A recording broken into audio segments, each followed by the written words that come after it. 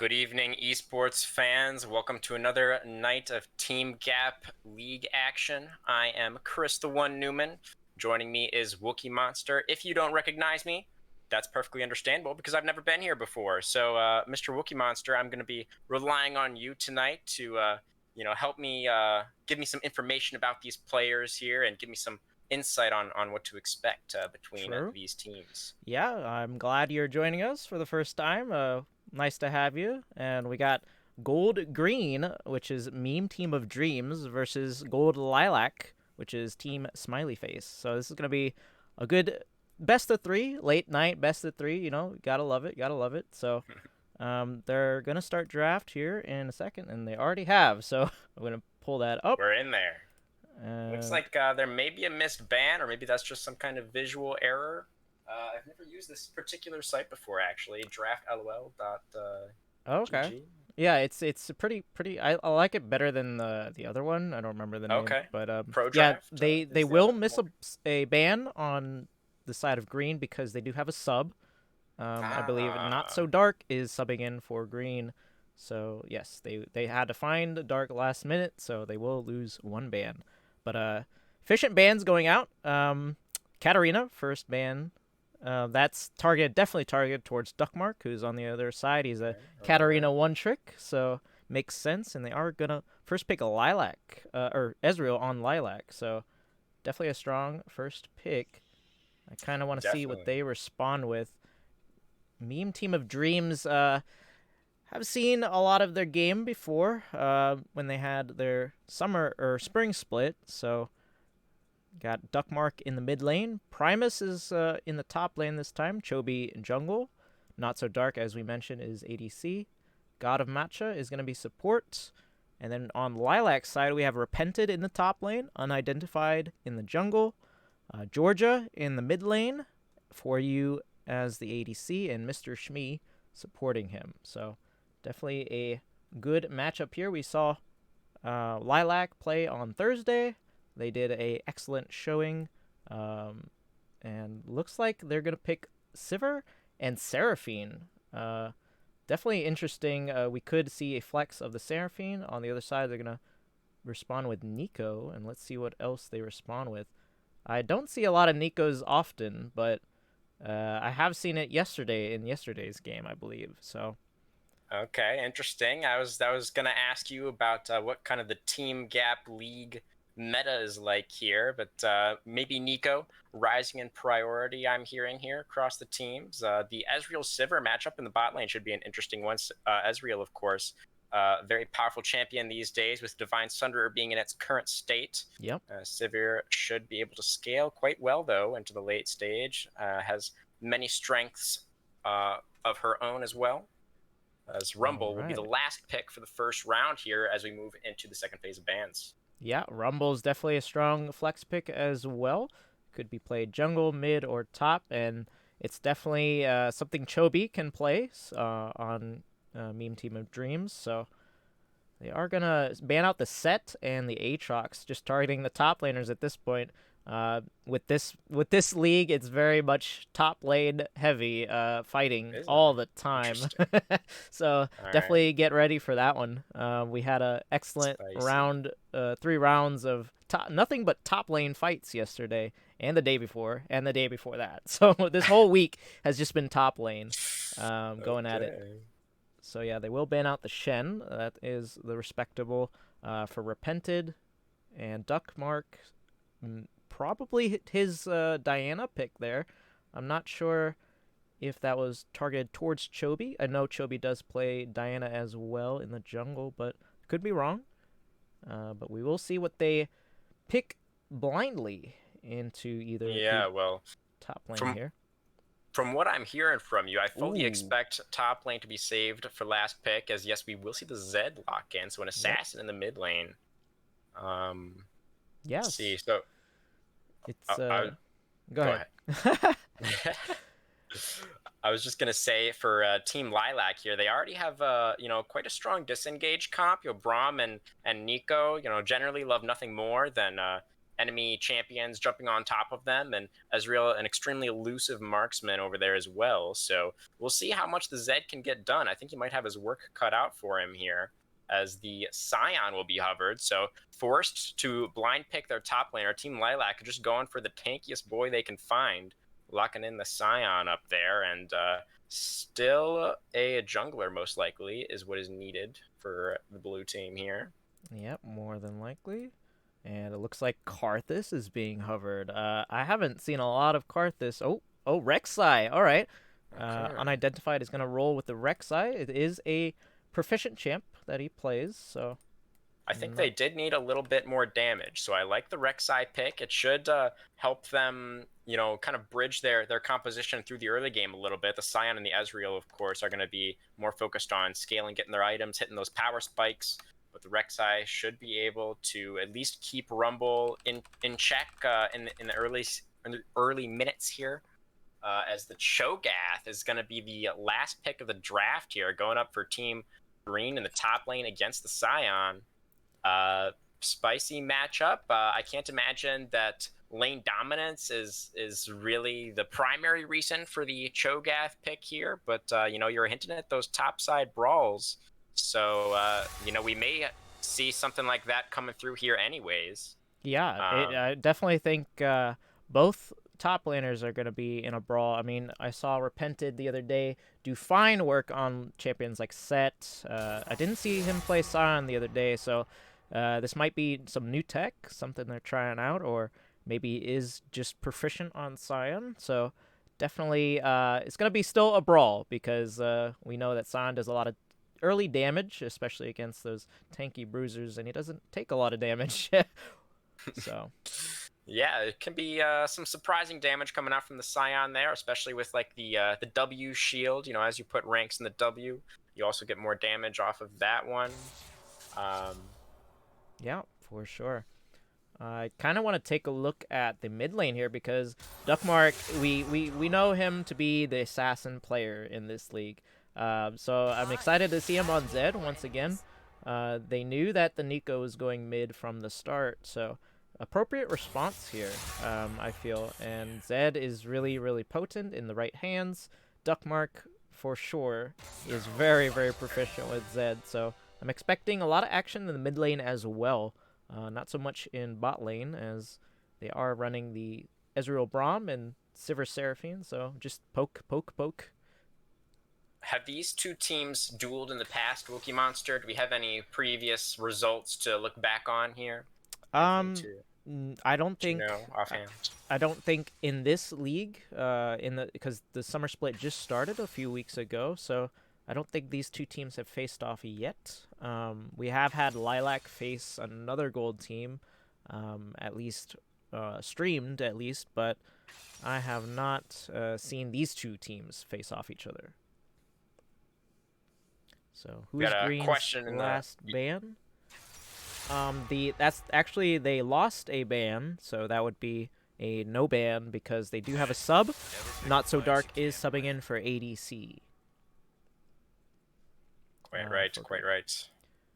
And we haven't talked too much about the bot lane matchup here. I hinted at it a little bit, as we first saw those champions locked in. The Seraphine is definitely an interesting pick. It was, very strong for quite a while, of course, and then it got nerfed, and then it got buffed again. So it seems like it's in a decent place now. I don't really know if the synergy with the Sivir there is anything too extraordinary. It's not a lane I'm super familiar with, to be totally honest. So, anybody out there, or maybe you, Wookie Monster, I don't know if you've played much Seraphine.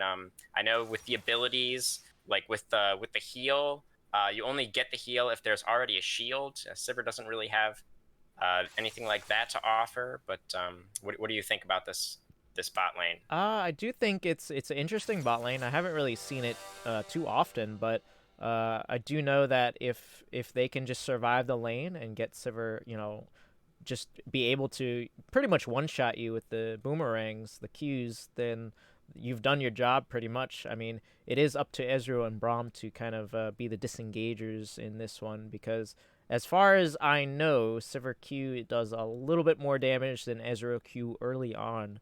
and they have no way to stop it other than Braum. So he's gonna have to be the one tanking and shielding that away from the Sivir. But I do think that Seraphine is just kind of the bot lane support mage that wants to poke and make sure they're trying to hit roots and things like that. So even though the proc doesn't hit the heal, it's still a decent lane, I'd say. Yeah, well, it's double ranged bot lane versus ranged melee, right? So regardless, I think we should be expecting Team Green to get the push. But if Mr. Shmee on the Braum can, like you said, kind of be jumping in the way of some of those skill shots, blocking some of that damage from coming through, could end up putting them in a pretty good position. If Not So Dark and God of Matcha end up overextending a little bit, then maybe that's an angle for the Rek'Sai to come down and possibly make something happen, or even Nico roams. If Nico can get push in mid against the Zed, open up some roaming timers for herself, that could also be a possibility. That's true, and I am excited about the jungle matchup too. Chobi is pretty proficient on Rumble, like I said earlier. I wonder if he is actually going to match Rek'Sai, because I don't really know that kind of matchup. If Rek'Sai wins the 1v1 or the Scuttle skirmishes, it really depends on how Duckmark plays this lane out, I feel, for those Scuttle skirmishes as well. So definitely gonna have to look at that too. Yeah, that is a great question, actually. I'm not quite sure how the level 3, level 4 Rek'Sai versus Rumble 1v1 actually is supposed to play out. Yeah, I mean, I imagine it's kind of Rumble heavy, I'd say, because Rumble is a very good early abuser. Yeah, Rek'Sai's no slouch herself in the early game there. If she runs Hail of Blades especially, you can stack up the, I think it's Fury is what Rek'Sai has. You stack up the Fury for that true damage on the E very quickly. If she can get the knockup as well, that's usually a winning trade for the Rek'Sai. But we will have to see. That's true. We will see it. I will pull up that poll as the chat requested here. Just give me 1 second. Meme Team of Dreams versus Smiley Face. And that prediction is going to be started here. So make sure you put in your votes and see who wins. I feel like they had both of these teams do have some pretty nice scaling. I do think the Cho'Gath, the Rumble, the Ezreal, the Nico, and the Sion, like, we've got some scaling and some early game in this matchup. So I definitely think macro is going to be huge this game, and vision also going to be a #1 priority for both these teams, because Rek'Sai has some really good angles to come and gank your lane. And I mean, Rumble kind of has that really long range ultimate. You just plop down, pretty much walk away, especially such potency with Zed as mid laner too. I feel like the ganks there should be pretty easy. It's up to Georgia in the mid lane to kind of not be lured in by the Zed, take as less damage as possible if she is to survive. And we're going to head into that is game 1. Lilac versus Green, first time matching up here in the Team Gap League. This is the Gold League, season 1 of the Gold League. Is that correct? The summer split, yes. Summer split 1 of the Gold League. All right. Yeah, so I think you made a great point about sort of Team X setup here. They spike very, very hard at level 6 with a lot of these ultimates, like the Zed, the Rumble, the Cho'Gath. Excellent skirmishing ultimates, tons of damage once they do hit that mark. And you mentioned a little bit about scaling as well. Do you think one team has a little bit of an edge, or are they really, quite even? I think they're pretty even, honestly. If we take a look at the summoner spells here too, what's interesting is Ezreal did take Exhaust and Braum did take Heal, so they kind of flip-flopped that around. I guess the Ezreal is really scared of the Zed, which I would be too. I do not like Zed. And I kind of don't like Duckmark a little bit for playing Zed, but that's okay. We like to see it anyways. So definitely interesting. See there, we can see the runes now. We have matching runes on the top side. Got the normal Dark Harvest on Chobi's Rumble, and then we have the equal Electrocutes in the mid lane. We do have Lethal Tempo on Sivir. And then For You is taking Conqueror for this matchup. So he's really wanting to scale. And probably play back, as they get into the late stages of the game.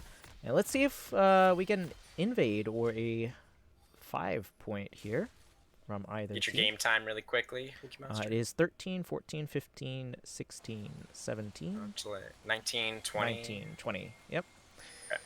Okay. Yeah, the Electrocute on the Nico is extremely interesting, as we do have 5-man play maybe coming through here from Team Green. Yep. And they are going to go to the top side of the map. Potentially running into the top jungle of Team Lilac here. This is interesting. They have no idea.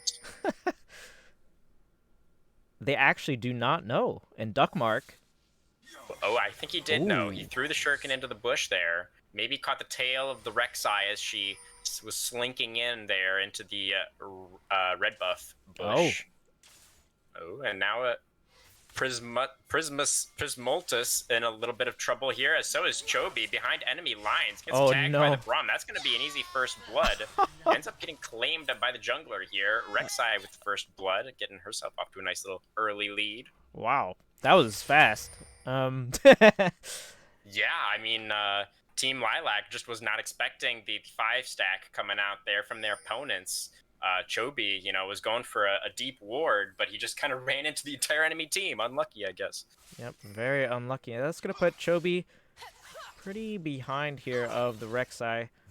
I feel like as I was saying earlier, this top lane is definitely... Rapenda is going to start some fights here. But yeah, I feel like it's interesting that Unidentified didn't actually back. He just went straight for the buff. He's going to save that gold for later. Yeah, didn't have time to fully reset and get back to his camp by 130, I believe. So just wanted to optimize that clear for now. And he does have a ward on the enemy red, so I think he's maybe thinking about going for that here. I mean, he can probably assume that the Rumble started on his own blue. So we continued trading in the top side. Both of these guys, using their skills pretty aggressively. As Ezreal Arcane shifts forward. It's level 2 on both sides. As the stun comes through from the Braum, one more Arcane shift would be enough, but Seraphine uses both summoners there to get herself to safety as the Boomerang Blade comes out. Not so dark now, getting exhausted up. A little bit of miscommunication here. The Team Green bot lane separated a little bit, and now one more Boomerang Blade. The heal burned barely keeps Braum alive. Ooh. Oh, low health bars on both sides. Lots of summoners blown here. Only flashes remaining for the marksman. Yep. Nice root in the mid lane. Damage on And, Zed. I mean, Unidentified is nearby. There's no wards on the enemy side, so that might be an angle, but looks like he is going to go mid lane. Yeah, the Rek'Sai moving towards mid. The Rumble is clearing a little bit more. Rumble's pulling slightly ahead in farm here. Rek'Sai is going for the bottom side scuttle. Scion's got to watch out here. Rumble could be looking for a play. Hasn't done Krugs yet, but he's got an angle on Repented up there, as we see fighting in the bot lane. But I think the top lane play, nope. Scion will just be able to walk back to his turret there. Too tanky to take down. They didn't have the crowd control to get it done there. And the Braum shield put an end to any bot lane shenanigans. Uh-oh, Duckmark. Oh, Rek'Sai. Nice gank angle. Zed tries to get away with the shadow. Oh, Rek'Sai under the tower. Wow. A little overestimating the damage there. Was unidentified. Thought he could just kind of pop the Zed under tower there, but the turret shots were too much with the ignite used by Zed. He's able to clean up a kill. And that is what we like to see from Duckmark, the outplays. Yeah, just a little bit of an over-aggressive look from the Rek'Sai, honestly. Yeah, for sure. As the Rumble just a little hello there, passes through mid lane. Yep, he sees that the bottom scuttle is taken. There's no more camps. He's going to go ahead and reset. I think the junglers are pretty much on par this game. We do see a kind of a slight lead in CS in the mid lane, as expected, and in the bot side as well. Sivir being the one pushing in, and they are also going to get a reset. So, first resets of the game. Duckmark is going to get a nice, juicy serrated Dirk. That's going to propel him forward in the lane. I feel like Georgia might be in trouble if he hits 6 here. We'll have to see how that turns out. Yeah, Zed's feeling pretty good, that's for sure. And Rek'Sai's early game advantage was a little bit nullified there with giving away that kill. So we do have Dragon spawning. First Dragon on the map. It is an Infernal. A little bit of vision going down. Oh, look at how much damage. All right. Zed with the double buffs. Rek'Sai trying to rectify her mistakes here in the mid lane, but wasn't quite able to find it there. Yeah. Zed just dashing away. As long as Duckmark, keeps his W, I feel like he might be safer than usual in the mid lane against this Rek'Sai. It's pretty hard to gank mid lane as a Rek'Sai, I'd say. So, not much angles can be used. Yeah, shorter lane. Yep. Yeah. Is true. And Zed just hit 6. So did, as we have a brawl in the top lane here. Top laner is not quite 6, but still level 5. Should be hitting it soon. Okay. Nice root. I think Nico may be in trouble there. She didn't get that CC down. Yep. Both junglers on the top side of the map here. Might be looking for something, nice but Sion does have the ultimate now. I wonder how close Cho'Gath is. Looks like Rek'Sai is maybe just waiting for the wave to push back out. Zed is going for maybe a roam as well. But Rek'Sai does reveal herself now. Both junglers, we're here for the first topside brawl, baby. Let's go. Sion with the ultimate. Oh, charge, trying to get away. But Cho'Gath with the flash ultimate to finish him off. Rek'Sai with the knockup, but Zed's throwing down the ultimate. He should have damage. By the Rek'Sai. Can't underestimate that Rek'Sai damage. Duckmark gives it back there. But Rek'Sai does end up getting cleaned up in the end. Chobi flashing in himself to claim one more kill. I believe that was 2 for 1 overall in favor of Team Lilac, but unidentified with a nice little bit of revenge for himself there. True, yeah. I guess Duckmark was not expecting that much damage from Rek'Sai, but he also had a couple of item lead ahead of the other jungler, so he does force the flash out of Chobi and Primus as well. So no flashes on the top side of the map for them. Yeah, lots of flashes on the top side blown there by Team Lilac, or Team Green. Wait, which? Green. Yeah, that would be green. Team Green is the red team. Okay, good. Yes. And Chobi's in the mid lane here. Gonna take out a ward. Knows he's spotted out. Meanwhile, Unidentified is at Dragon. They don't know that they're doing it, so it is going to be slain pretty quickly. Yeah. First Dragon of the game, going over to Team Lilac here. I do think that Georgia is holding pretty well, despite Zed being ahead so early. And we do have another brawl in the top side of the map. Like always. Hellfire is still doing okay for now. Maybe not. Taking a little bit of a beating. Yeah. Gets hit by another Scion Q. Nice rupture, but you got to be careful. He's going to have Q again soon. Yep, that Q no is ultimate on right now. Pretty low cooldown for Repented, so pretty now easy some Scions decide to go for the Unsealed Spellbook up there in the top lane. I think that might be for matchups where they don't expect trading as much, like when Scion's going against a ranged matchup or something like this. But if Repented had the Ignite there, maybe could have looked for something more. Good damage goes down onto Duckmark there. Another good binding from the Nico. Yep, and we don't have another objective except for Rift Herald. It has not been contested yet by either jungler. There are some wards on that side of the map, though, and Repented is pretty pushed up, but Chobi's looking bot. Okay, we got some Seraphine slows coming down. The Rumble Equalizer has been dropped. Braum puts up the shield, try and stop some damage. They're kind of pinned into the alcove here. Flashes to try and get away. For you burning down to the Flame Spitter. A little bit more damage is all they need. One more auto attack. Sivir, yes, will flash forward, is able to claim it. But what's this? Nico's teleported in behind, but she's in a 1v3. Doesn't have the damage. Cho'Gath also commits the teleport, but he's just here to say hi. As 3 kills coming through for the red team in the bottom lane.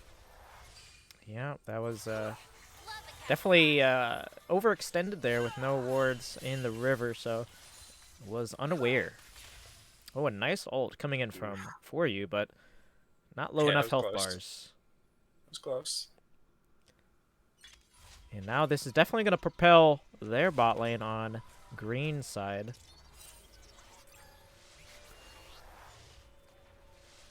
Yeah, we were looking at about a 2,000 gold lead at this point. A Rift Herald still on the map. Both jugglers on the top side, as we do see a ping coming down onto it from the Rumble. So a little bit of a lane swap situation here. I wasn't quite paying attention to see how that happened. I guess Cho'Gath teleported down into the bottom lane, so just kind of walking back up the map here. Yeah. Zed catching top side. Seems to be the case here. Cho'Gath is backing, though, so might have to return back there. Returning to his home in top lane. So Ezreal just trying to get some turret plates here. But that Sivir wave clear is too strong, man.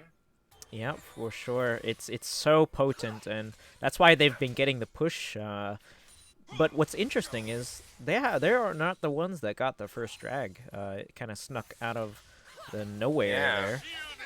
That's true. It was a sneaky play. Speaking of sneaky, unidentified looking for something. He is. He's going for a little bit of a cheeky lane gank there. See if God of Matcha Not So Dark take the bait. Ooh. Oh, so much damage. Zed has the ultimate. He could have gone in there, I have to believe. Maybe just wasn't sure. I think the Nico clone may have come out. He didn't want to R the wrong one. Oh, that was just... Oh, as the Seraphine ult comes down, locks up all three players here, but it's not enough. Matcha will drop due to the Braum stun. One more auto attack would be enough to stop the Sivir. Oh, Mystic Shot procs it, and the Arcane Barrage, or the Ezreal ultimate, not quite enough to cure the kill there on the Sivir. But they get one for themselves. The patience of the Rek'Sai did pay off there, as blue team able to get a little bit of gold back for themselves. Yeah, I have to imagine that Unidentified did spot out Chobi's ult, or at least something of it, when he got that kill. So he had so much assurance to take that 3v2, and it did pay off for them. We will get slightly a lead, a little bit more lead for Unidentified, but for you and Shmi still kind of behind the other bot laners. Yeah, a little bit behind. Only about one wave at the moment. We have a second dragon spawning here. Less than 1 minute on that one. Sion should have his teleport pretty soon here. In addition to getting the push against the Cho'Gath. Cho'Gath will not have his own teleport. So this dragon fight may favor the blue team. But we'll see.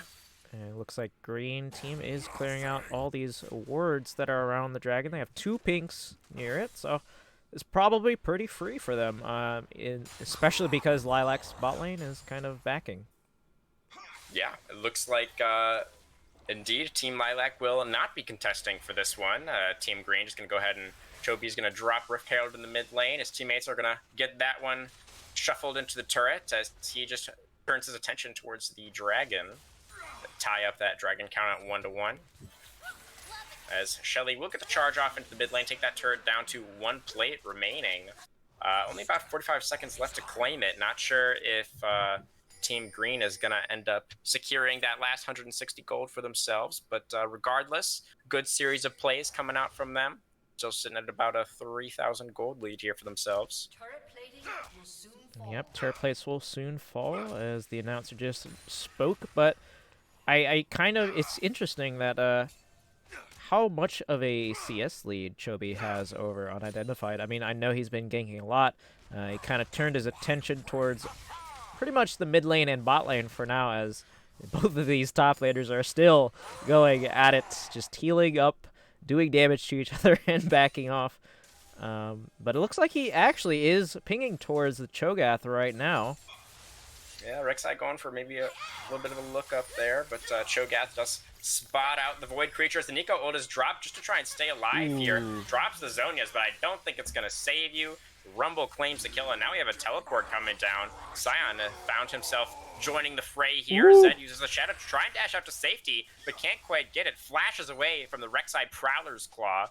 Good attempt there from Team Lilac, but now Repentant is in a little bit of a 1v3. He's got to get himself back to safety. He has to use the flash to do so. Sion W should be able to get out of there no problem. Nice kill picked up by Team Green in the mid lane. It did cost them flash on Duckmark. but definitely worth it overall. Yeah, definitely worth it. I mean, he's up in CS by a lot, and he kind of is just taking it easy, not playing Yeah. too aggressive. I guess that's why he made that decision earlier, just to not, you know, kind of give up his lead per se. Yeah, absolutely. We got a little bit of a mid lane gap opening up there. About a 40 CS difference between those two. And Zed, of course, sitting on the kill and 3 assists as well. Feeling quite good here. Has I want to say about a full item on the Nico at the moment. Yeah, for sure. And we were kind of expecting, at least I was kind of expecting top lane to be a little bit more trading heavy, but it looks like Nico is in the top lane as They're doing their best, man. It's Scion yeah, Cho'Gath. that's true. They were trading back and forth, but it's just the healing is just too strong. The shields are just too strong, and it looks like mid lane's tower will be destroyed on the side of Lilac. Yeah, Yep. that mid lane tower did drop. Was the first turret of the game, so more gold now going over to Team Green, specifically Duckmark here on the Zed. Yeah, it looks like Repented will stay in the mid lane here as Georgia is in the top lane.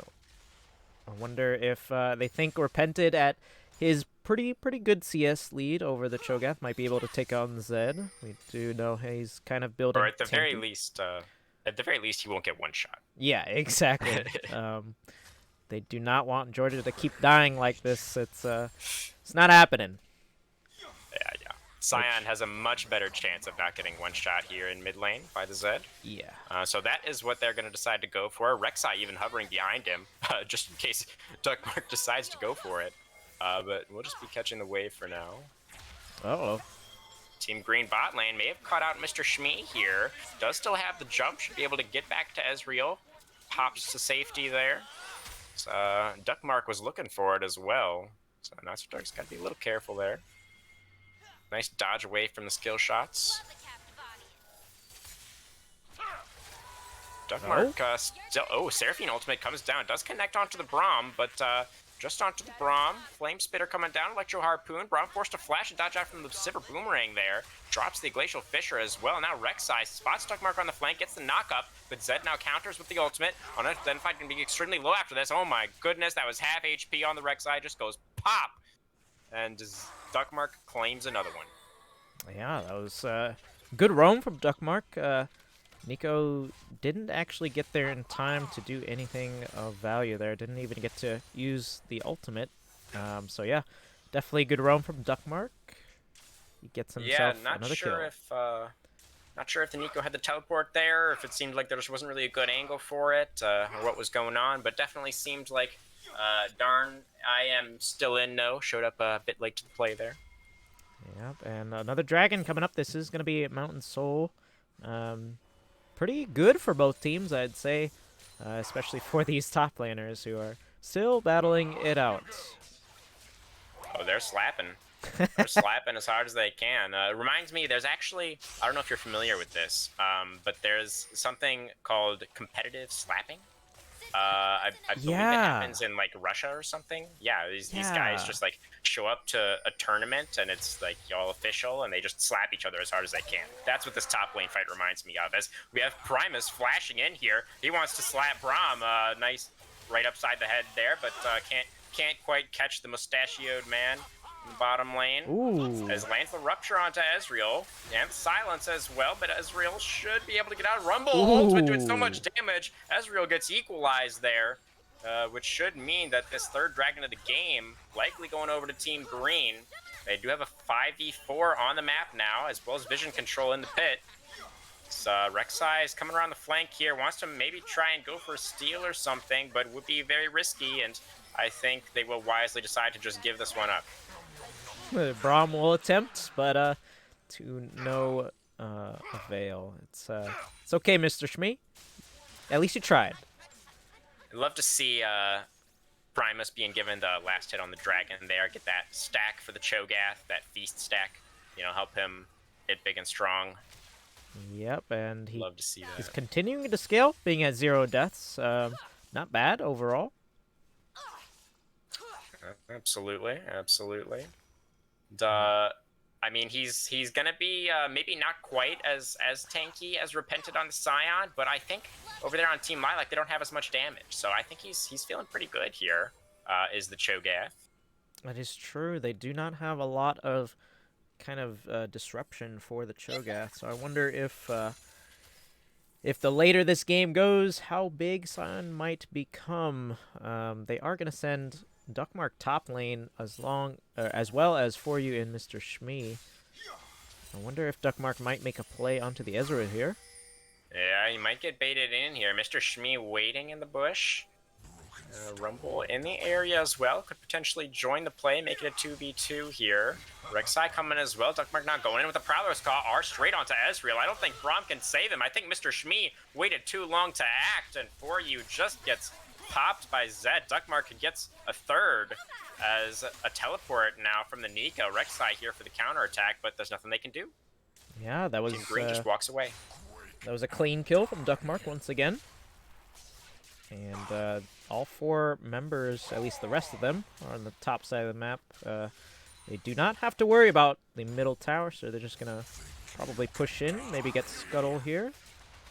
It looks like Team Lilac is kind of getting pushed down the river here. Duckmark is going to have free reign on that top side tier 1.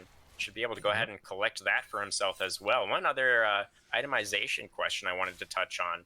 Unidentified here has opted to go for the full damage Rek'Sai. He's building lethality, so he is going to be falling off pretty hard here. Once, Primus starts to stack up a little bit more armor, he might be, I think he might be a bit unkillable, Wookie Monster.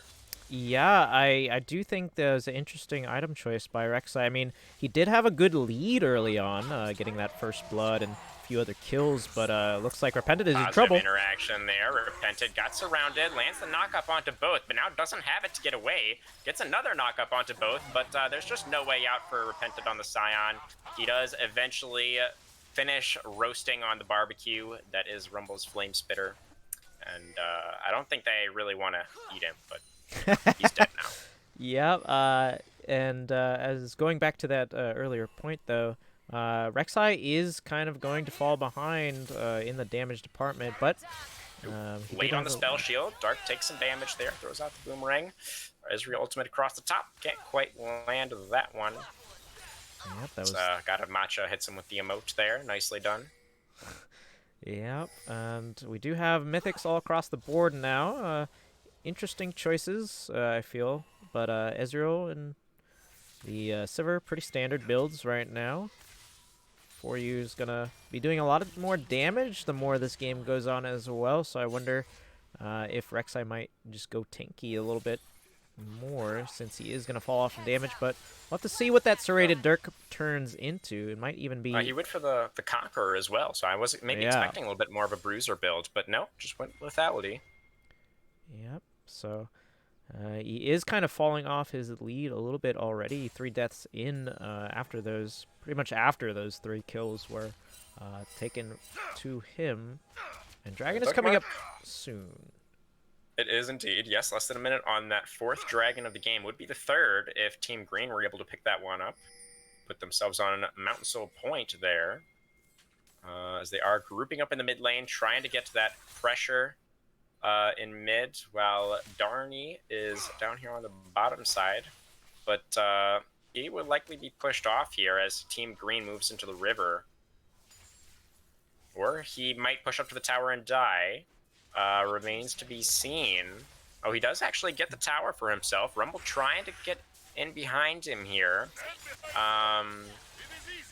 As we do have a little bit of a scuffle in mid lane. Braum not able to connect anything there, as we do have a teleport getting channeled. Both top laners now teleporting into the bottom side, as we should be looking down here. And the equalizer gets dropped. Scion Q. Zed ultimate comes down onto Nico, pops for the second charge, and the Nico ultimate can even go off there. Way too much damage coming out from the Zed, as can't quite land with Rupture. Another knockup from Cho'Gath, or from Scion, but Cho'Gath is, like we suspected, just too tanky. So they're going back in. It's a 5v4 here for Team Green. I don't know if Team Lilac can realistically continue to fight this one, as they don't have their mid laner. No teleport on the Nico either. So it should be full dragon control for Team Green here. Seraphine just trying to keep Shmi and Ezreal away. Cho'Gath has the feast and is able to chomp down on Mountain Dragon number 2. 3 dragons to 1. 5,000 gold lead. It's looking Team Green all the way. What do you think, Wookie Monster? What are the odds that Team Lilac get back here? Well, they do have to get some picks. I mean, Unidentified hasn't been able to get much picks except for himself in these lanes, and they're just all kind of falling behind here. We did have some overextending on pretty much the bot lane and top lane several times, so that's where those deaths are accumulating. I think their only hope is to try to get some sort of steal on Baron if Team Green decides to take it. So a Hail Mary is their only hope. Hail Mary, yes. Because the more this game goes on, the more Sion will get tankier, and the more Cho'Gath will get tankier, and the damage will come through for the laners. For you did pick up Duckmark found Shmi trying to get some vision. Shmi doesn't have the Unbreakable anymore. A little bit more damage coming through. Uses the lock to try and stay alive. Now Zed forced to go back. Can't quite get the kill there. Nice by Mr. Shmi. Forced to use the flash and the locket active. Does keep himself alive. Zed ultimate was committed as well. That was close. This might be a Baron angle for them. Yeah, they certainly have river control, and there's no HP on Mr. Shmi, so he is looking very killable right now. As another Seraphine slow comes down. Cho'Gath going for a little bit of a flank angle. Equalizer drops just a little bit more damage onto Shmi. I don't know if he has the jump. Sion ultimate coming down, but only onto the Cho'Gath. Nico on the side. Zed off by himself. Gets shut down by the crowd control coming from the Nico there as Cho'Gath still on the front lines. But Team Green, you're no longer winning in this fight. You're in a 4v5. They're trying to retreat. Now Seraphine is also dead, but Braum is traded back. Now Cho'Gath getting extremely low. Cho'Gath trying to make it happen, but can't quite do it. Another kill coming through here, and that's going to be an ace for Team Lilac. They're able to claim a team fight victory for themselves, and they will be claiming the big purple worm. In addition, this gold lead just got cut in half, Wookie Monster. Was that maybe the Hail Mary that they needed? That is definitely the Hail Mary that they needed. They need some sort of pick, and then they get Baron as a response. I think Team Green actually just kind of overstepped their bounds a little bit, and Duckmark just, you know, died at the beginning of that fight pretty much. So definitely a good job to Lilac for getting those picks, and now Baron for themselves. Let's see what they do with this Baron. They don't have all the time in the world. They are stacking drags on the other side. 2 minutes till the next one. Yeah, there are plenty of turrets still available, so assuming they're able to coordinate well, they should be able to get at least a couple of those structures down. I think that's absolutely right about how that fight played out. Duckmark was maybe looking for some kind of angle, looking for some kind of priority target, off by themselves there, but found a whole lot more than he bargained for. Did get, there was just too much crowd control coming through from the Nico, and I think maybe got knocked up by the Rek'Sai over there on the side as well. And now they will be on the defensive here, will Team Green. They do have quite the wave clear with Sivir, though. They still have Sivir, exactly right. Oh just my good gosh. damage onto Seraphine. Gotta dodge the Arcane Barrage and can't do it. For you, snipes him out there. Nice kill picked up. Sivir still alive, gets hit by the crowd control there. Oh, too much damage. The Pop Blossom pops not so dark in the mid lane there. 2 quick kills. They should be able to get plenty with this Baron now. Maybe even push into the enemy base. Yeah, and there goes the gold lead, just like that. They are dead even. Tied up. Almost. Amazing. Huge comeback here being attempted by Team Lilac. They're looking good right now. Another turret falls here in the mid lane. Good damage coming down onto Mr. Shmi, but they got what they came for here. Team Lilac should be able to comfortably fall back to this dragon, prevent the Mountain Soul from coming through. Sion still pushing up on the top side with the Baron buff, has the teleport. He wants to join up with the rest of his team here. And yeah, he's got a lot of armor. Duckmark, you may have some kills. So much health. He did build a Warmogs. That's gonna let him survive anything pretty much at this point from Duckmark, I think. So a lot of the damage has to come through from Chobi, and I would say probably Primus as well. But they are gonna 5-man brawl this out. Primus might have to use teleport just to get there. We'll see also does have teleport, does the Cho'Gath, as we have Team Lilac taking river control. Zed getting pushed back a little bit here. Looks like Team Green might be just giving this one up. They're heading back to mid lane to try and push that wave out. Dragon already being started up here. Should go down very quickly. So they're moving now into the river. Sion can't connect with really anything there, but Nico flashing in, lands the two-man Pop Blossom. And now a slow landing onto God of Matcha. Seraphine will likely drop here as well, as the Braum passive is fully stacked. 3 more kills going over. Triple kill for the Team Lilac mid laner. And they're going to be looking for more here. Baron buff has fallen off, but they're 5v2 on the map right now. Should be able to break into the Team Green base, I do suspect. That was incredible. Just they did not know that they were in that bush for some reason. I feel like they should have probably guessed that they were nearby. Now Cho'Gath trying to defend this inhibitor tower, but he's getting locked up. He's getting a bit low up there, down to about half HP, but he's able to walk back behind his turret. Turret itself getting extremely low, though. That one's not long for the world, as it will be destroyed here. We got the respawns coming through, and Rek'Sai was able to claim a tier 2 on the bot side, so now just the structures within the base remaining for Team Green. Sivir pops the ultimate, trying to make something happen here, get something back as Team Lilac falls back, but they're funneling into a choke. Another great Sion ultimate, and the Ezreal ultimate coming across the top, so much damage. Nico getting it done as well. The equalizer was dropped, but it wasn't enough. Dugmark on the backside, trying to get one. He will trade himself for the Rek'Sai, but it's gonna be Team Lilac all day. They claim another one. It's 4v2 now. Seraphine running for her life. Rumble running for his life as well, but in the wrong direction. Ezreal trying to track him down here. Chobi trying to dodge away. Ezreal with the arcane shift forward. Lands the mystic shot. A couple more should seal the deal. Chobi is just a matter of time before he falls here to 4U. Oh, a little bit of slick moves to escape into the alcove. But yeah, you're not getting out of this one, Rumble. I promise you're dead. He did buy a lot of time. His team was able to secure an inhibitor. Nice ultimate right into the tower there to lock up Seraphine for yet another kill. That's another ace coming through. They do have Sivir, Zed, and Cho'Gath all coming back to life here. So I think they should be able to push Team Lilac back for now, but they are securely in position to take game 1. 5,000 gold lead. Now in the other direction. They have really turned the tables in this one. Yeah, this is really being turned, and I feel like with this next Baron, they might be able to end if they can put enough pressure, just like they're doing for this later half of the game. This is really getting in their favor for sure, and a few bounties over to be taken for them. Let's see if the other team can respond by killing those prio targets. We do have a nice 3-3-10 Ezreal. Definitely has gotten a little bit more items, has been able to do a lot more damage, especially with the Nico.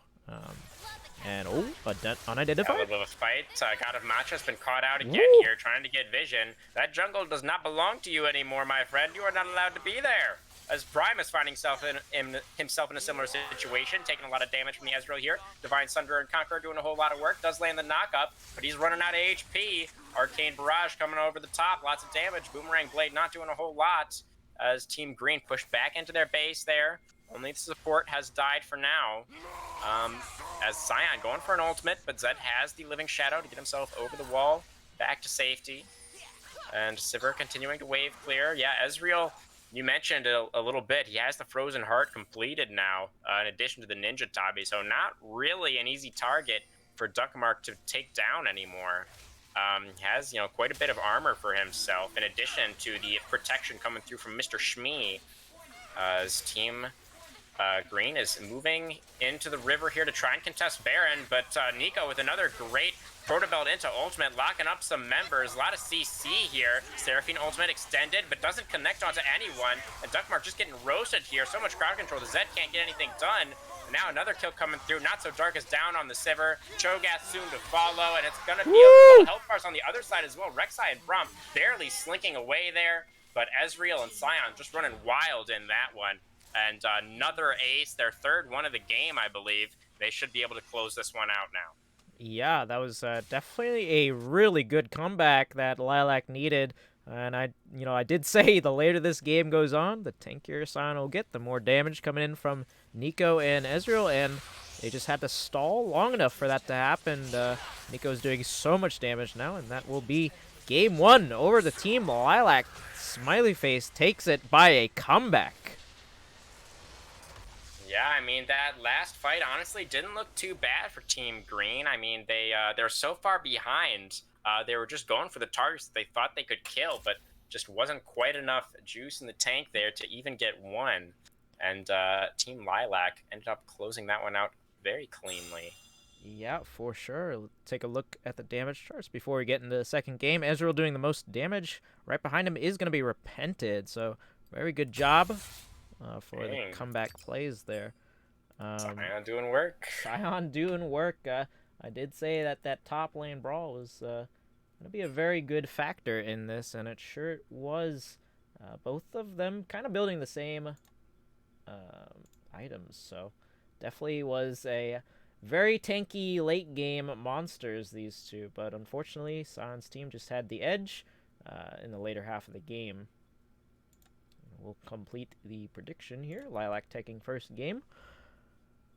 Send out the points. Get your channel points to spend. Yeah, Repented, reigning Slap King now. We'll see if Primus has anything to say about it here in game number 2. We definitely had some good fights up there in the top side. Chobi and Unidentified both made a number of visits up there. They paid some attention to the bot lane as well. But yeah, definitely not disappointed by the amount of action happening up in the top side there.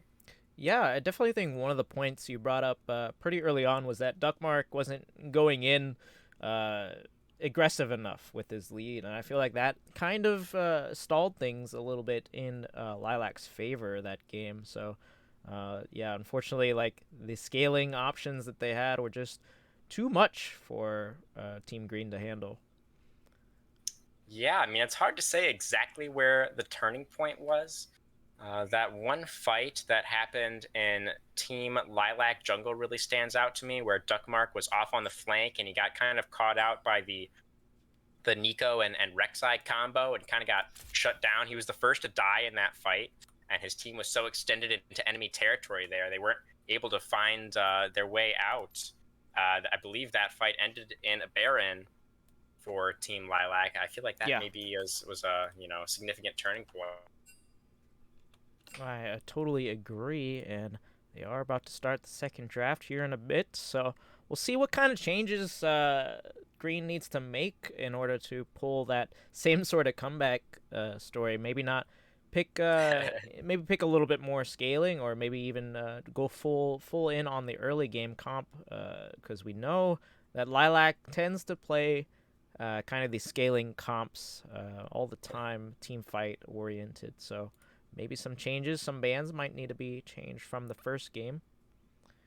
I mean, they did good in the early game, right? They had a 5,000 goal lead for Yeah, themselves. They had 3 dragons. I mean, their early game was solid. It just it all slipped away right through their fingers. for sure.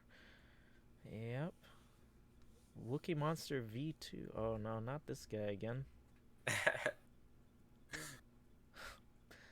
Put forward ours. Oh man, some back and forth banter going on in the chat. We love to see it. We love to see it. We are glad you're all here. And they are gonna start the draft soon, so we'll get that underway. But yeah, there was a definitely interesting first game.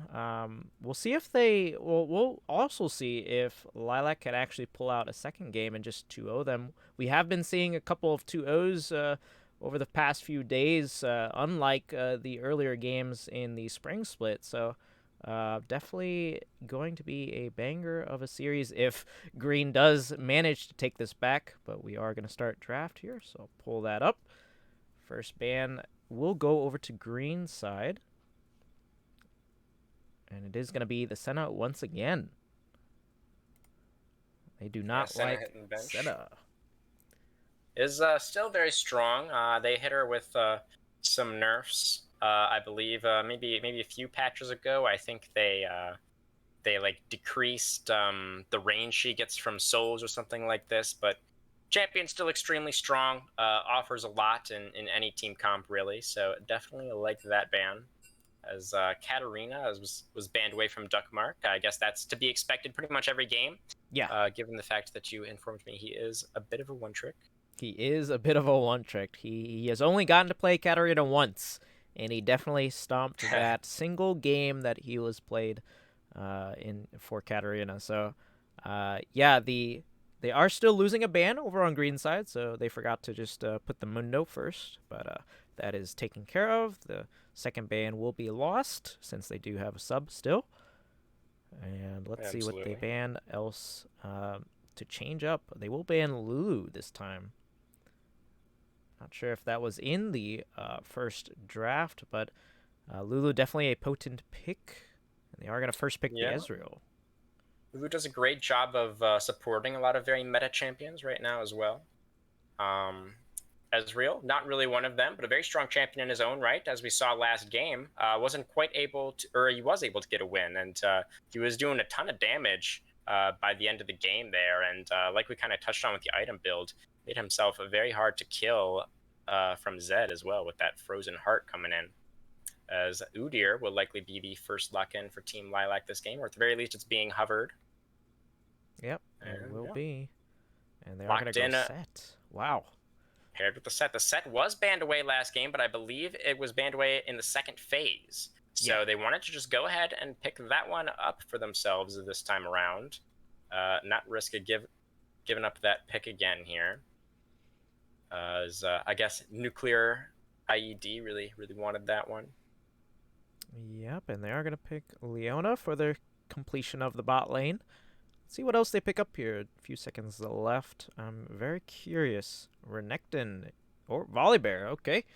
Last second change there was on to Volibear. It's probably either going to go jungle or top lane. It looked like they were picking for top lane with the Renekton hover, but I could be definitely wrong. It is definitely a flex pick. Could be some mind Corki. games.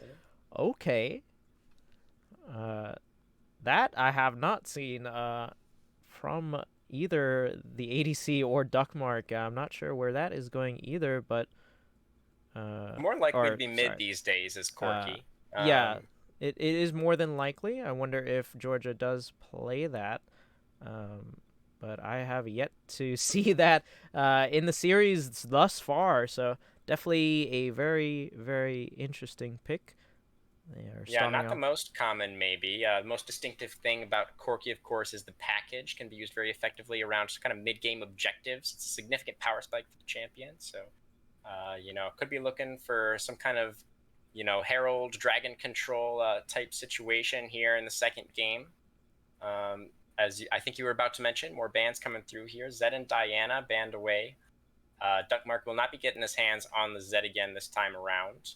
Wasn't able to carry with it, but they didn't like their Nico getting one shot. I totally understand that one. Would be a Yeah. pretty advantageous matchup into the Corki, I do believe. So good ban there. And Kaisa will be taken away from for you here. Soraka locked in. Ooh. Interesting pick. Very stark contrast to what Mr. Shmi was on last game in the Braum. To be taking the Soraka into battle this time around and saving 80 carry for last pick. I find that a bit unusual. It could be the Corky flex, I suppose. I don't find it very likely, but it's possible.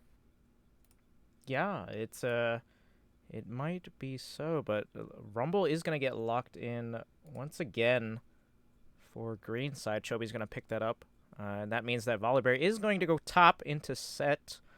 Let's see what else they pick here.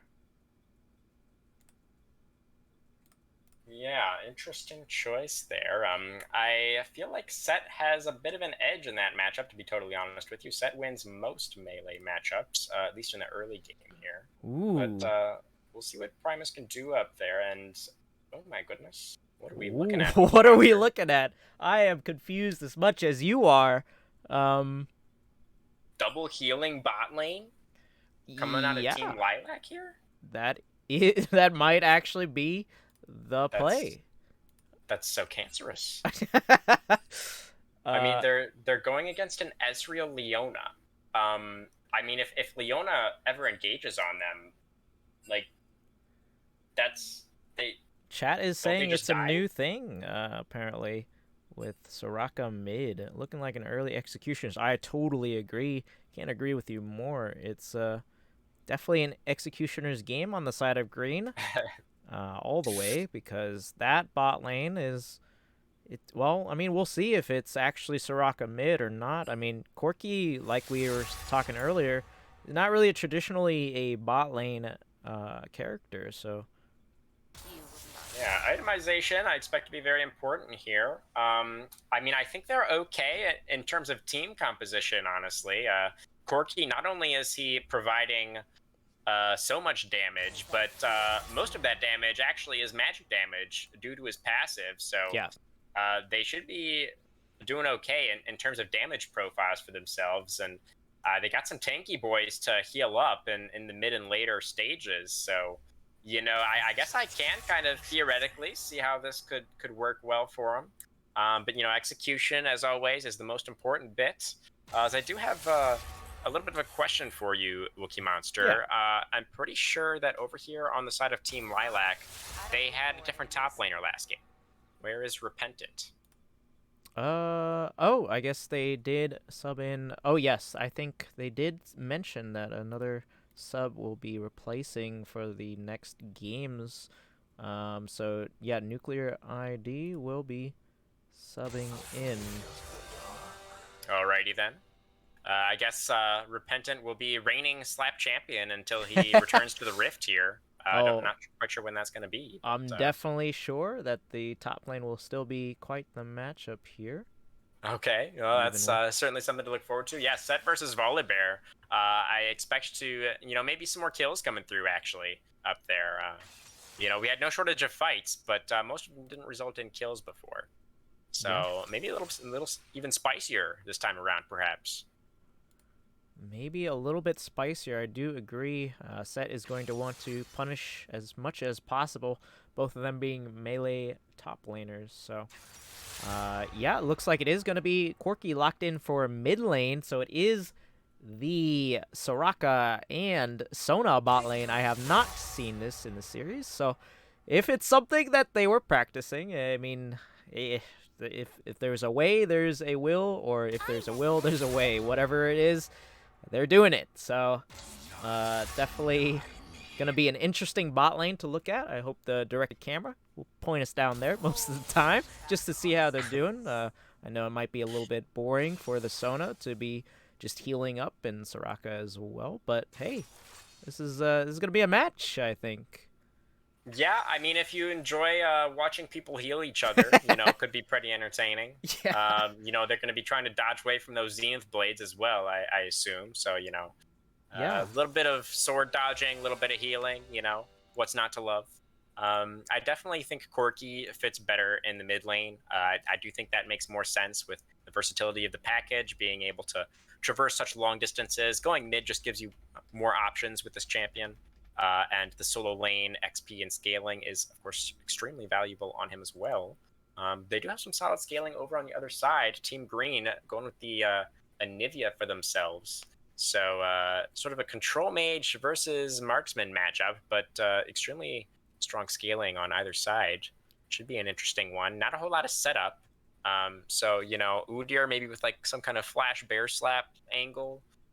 Maybe Yep.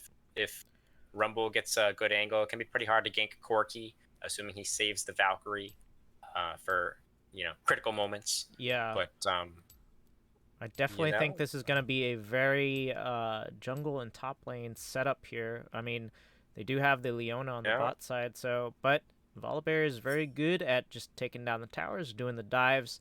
I'm sure that the teleports are going to come in clutch here, and we'll see if Set has some good ones. I have seen some very good Set plays in the past.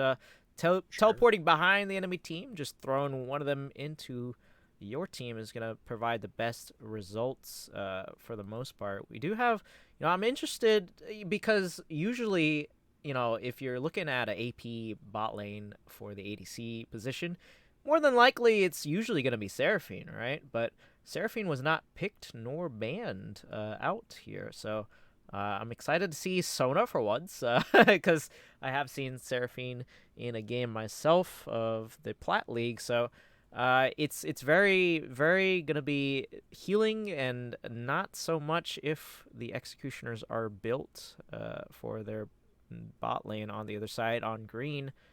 It's really dependent on the jungles, I'd say, for this matchup. So we'll see how Chobi and Unidentified play around.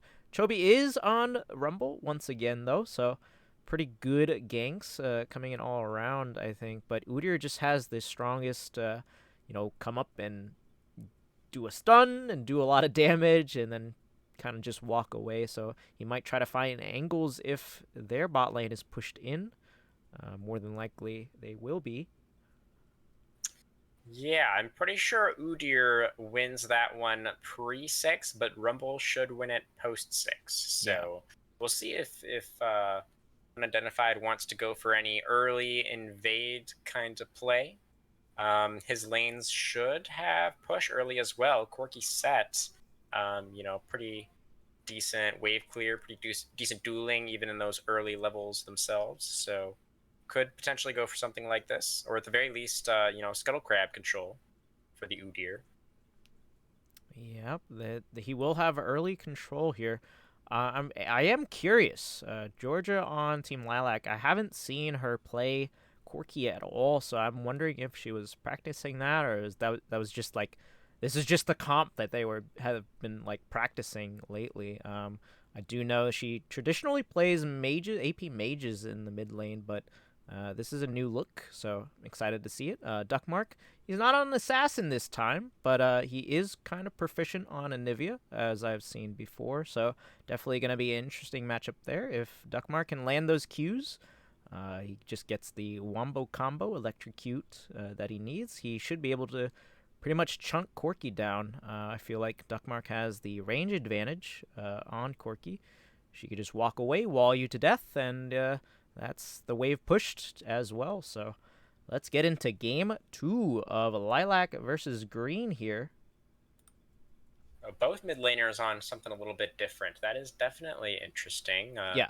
Darns definitely looked good in those mid late game fights on the Nico last game. Lots of multi-man pop blossoms. Yeah. Or Nico. I believe that's the name of the Nico ultimate. Is it I always really? get the name of her ultimate Yeah, and I her forget it Q too. confused. One of them is like blooming something, and the other one's pop blossom. But regardless, Okay. Looked pretty good on it.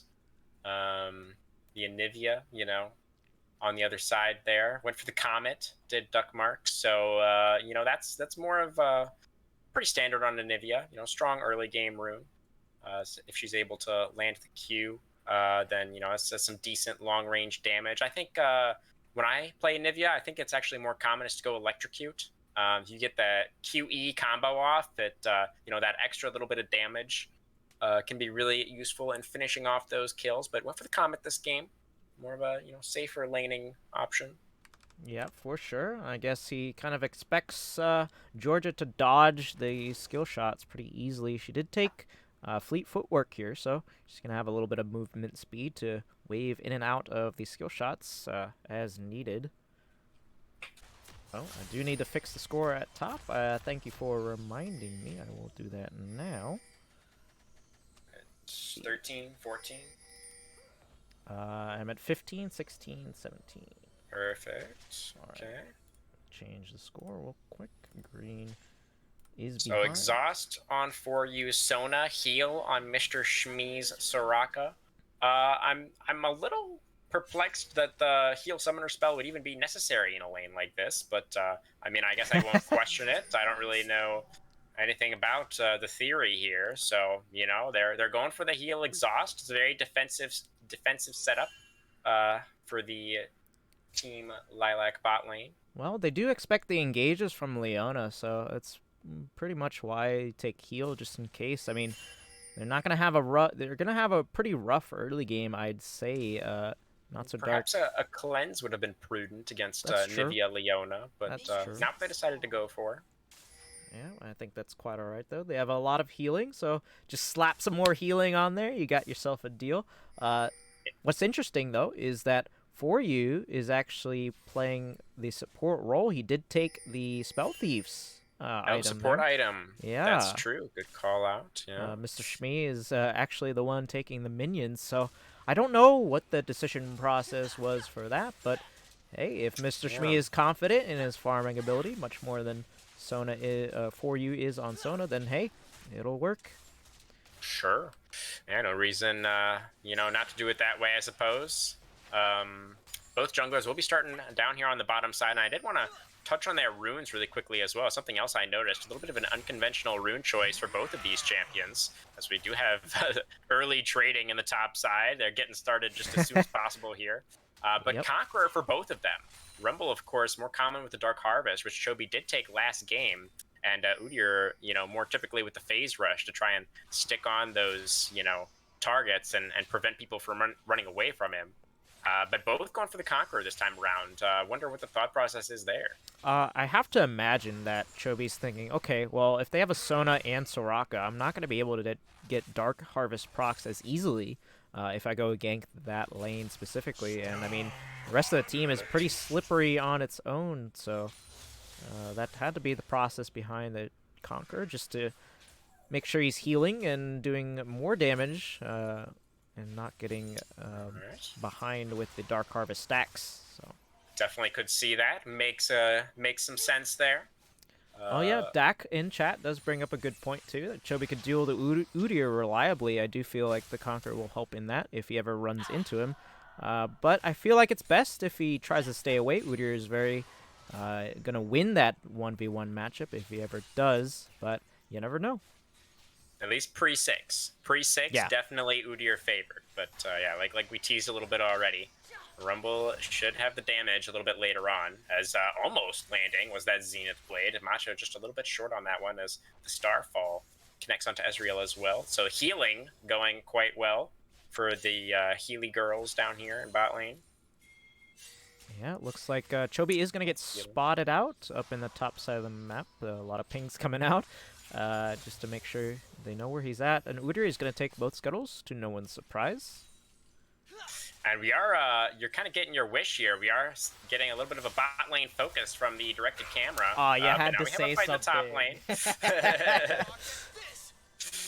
By the top lane, but Volibear is getting the wave in here, so Set should be able to farm that one up. Well, Rumble is up there, but nice dodge away there for you. Getting away from the Zenith Blade once again. But that wave should get cleared out. Dive shouldn't really be on the table for the Rumble. Is able to claim the Krug, so a nice little bit of counter jungling, but he does get spotted now by a nuclear IED. It's stunned up. Tower shot coming through onto the Volibear. Actually extremely low HP now on the Set. Maybe in trouble if he can't get the recall off here. Udyr is trying to get up there to defend his top laner, but maybe too late here. We'll see if they decide to go for the dive. Yeah, this is a very potential dive opportunity if Volibear couldn't quite get the wave in there, so Udyr should definitely be able to make it up in time to make this a 2v2. As he will find Rumble. Oh, he won't find Rumble. He just walks by Rumble, and now the wave is in, and Mr. IED is in a lot of trouble here. Does have another Haymaker. It flashes away under the tower to try and stay safe, but in first blood is claimed onto nuclear IED. Unidentified trying to get something back here. Low health bars on the Rumble and the Volibear. They're trying to get away. Chobi burns the flash to try to escape. Unidentified no longer has it. Ooh. Harpoon landing for the slow. Rumble is able to walk to safety here underneath the tower. Unidentified, not able to get anything back. Just walked right by Rumble in the side bush there. Didn't expect him to still be hanging out in the area. And Set does go down for first blood onto Chobi. Wow, and look at Not So Dark's health bar right now. He's really low. The amount of poke. Oh, never mind. Oh, and now his support is going in. Ignite has been dropped onto the Sona for you backing away, but damage coming down. Not So Dark forced to burn the heal there. You can't underestimate that Sona damage. Yeah, both of them are pretty low health, or mana, excuse me, and yeah, a lot of trading going on in every lane, pretty much. Definitely. First blood going over to Chobi. Not bad for him. He's gonna pick up those Sork boots right away. He knows he's got the lead. He's gonna try to get this dragon maybe with the pressure that mana-less bot lane has right now. Yeah, another good start for the Rumble. A Space Breaker comes in, a stun landing, but a lot of damage coming down as well. Set just needs to get this wave in here. He's having a little bit of a hard time. Primus I think it should eventually crash here. Yes, Yep. Volibear doesn't have the HP to try and freeze that or anything. So Set getting a nice comfortable base. As both junglers are now looking towards the dragon. But yes, Chobi started out very, very well last game. I believe he was like 6-1 at 15 Yeah. minutes or something crazy like that. So another good start for him. But he is forced to give up early priority over the dragon to Udyr here. Not level 6 yet. Quite are these junglers. So Udyr still stronger for now. Yep. And should be able to claim this first objective for Team Lilac. Yeah, it is an Infernal, which probably does not bode too well. Oh my gosh! Yeah, nice mystic shot over the wall there. Not so dark with the steal. Wow. A little bit of an early smite from the Udyr there, unidentified, and not able to get it after all. What a steal! Good job, Not So Dark, for picking that one up. They had no vision on that too. That was literally a blind Q. They did have a pink in the pit itself, so that was crazy. Nice snipe there from the Ezreal. Causes me a little bit of pain as a jungle main myself. That one hurt a little bit, you know? Yep, for but sure. props to him. I mean, it's interesting because, you know, the smite is definitely just a number now, and it's not so much dependent on your level anymore, so yeah. I feel like he would have expected that, but caught him off guard, and now there's a skirmish going on. Okay, interesting blast cone there from the Rumble. Duckmark able to land a lot of damage down onto the Corki, so Udyr is forced to follow his mid laner out of the fight here. Corki doesn't have anything to work with. Udyr, another stun connecting though from the Anivia, and the wall coming down does end up getting cleaned up by the Ezreal here as the Team Green bot lane has roamed into mid. They were followed by their opposing bot lane, but a little bit too late to the play for you and Mr. Shmee. And their Udyr did go down 2-0 now. Yeah, if we look at the items, Ezreal already has his Executioners primed and ready. Oh, beautiful. Excellent itemization from Not So Dark. Definitely deserves props for that one. Yep, for sure. And, I mean, this has been a kind of a jungle-eccentric game so far. I mean, Not So Dark is putting in the work, though, getting a kill and stealing the dragon, for sure. I wonder how Mr. Shmee and For You are going to approach. Oh, they might be getting double ganked here. Nothing connecting, though. Potentially, yes. Rumble and Corki both in the area. They're looking for it. They see each other. Corki does have the package, so that's why he's down here. Wants to make some kind of play while he has this ability active. Package does not last for very long. I believe that active only lasts for 30 seconds or so before it expires. Let's continue to scuffling in the top side. I'm surprised. Oh, an Equalizer coming down here in the bottom side. Ignite has been dropped onto the Soraka. She's got to get out of there. Already dropped the Wish. Doesn't have any more healing available. As meanwhile, in the mid lane, we got a 2v1. Duckmark in a whole lot of trouble. Doesn't have a good way to get out of this one. But lands the double CC. But unfortunately for Duckmark, For You had roamed up. They lost the fight in the bot side, but it just meant they were pushed into the mid lane. And they ended up assisting with that kill onto Duckmark. So it looked kind of good there for a second from Chobi and Matcha and Not So Dark almost getting a kill onto Mr. Shmee, but he's able to get out there with the flash ultimate. And their mid laner does end up dropping instead. Set getting some good damage now up in the top side. Has the ultimate available if he wants to go for some kind of kill here. Volibear very low. Yeah, he does have the ultimate available, so there it is. And the flash as well. Yeah, he's going for the flash and facebreaker. Showstopper. One more punch should do it, but he can't quite get it.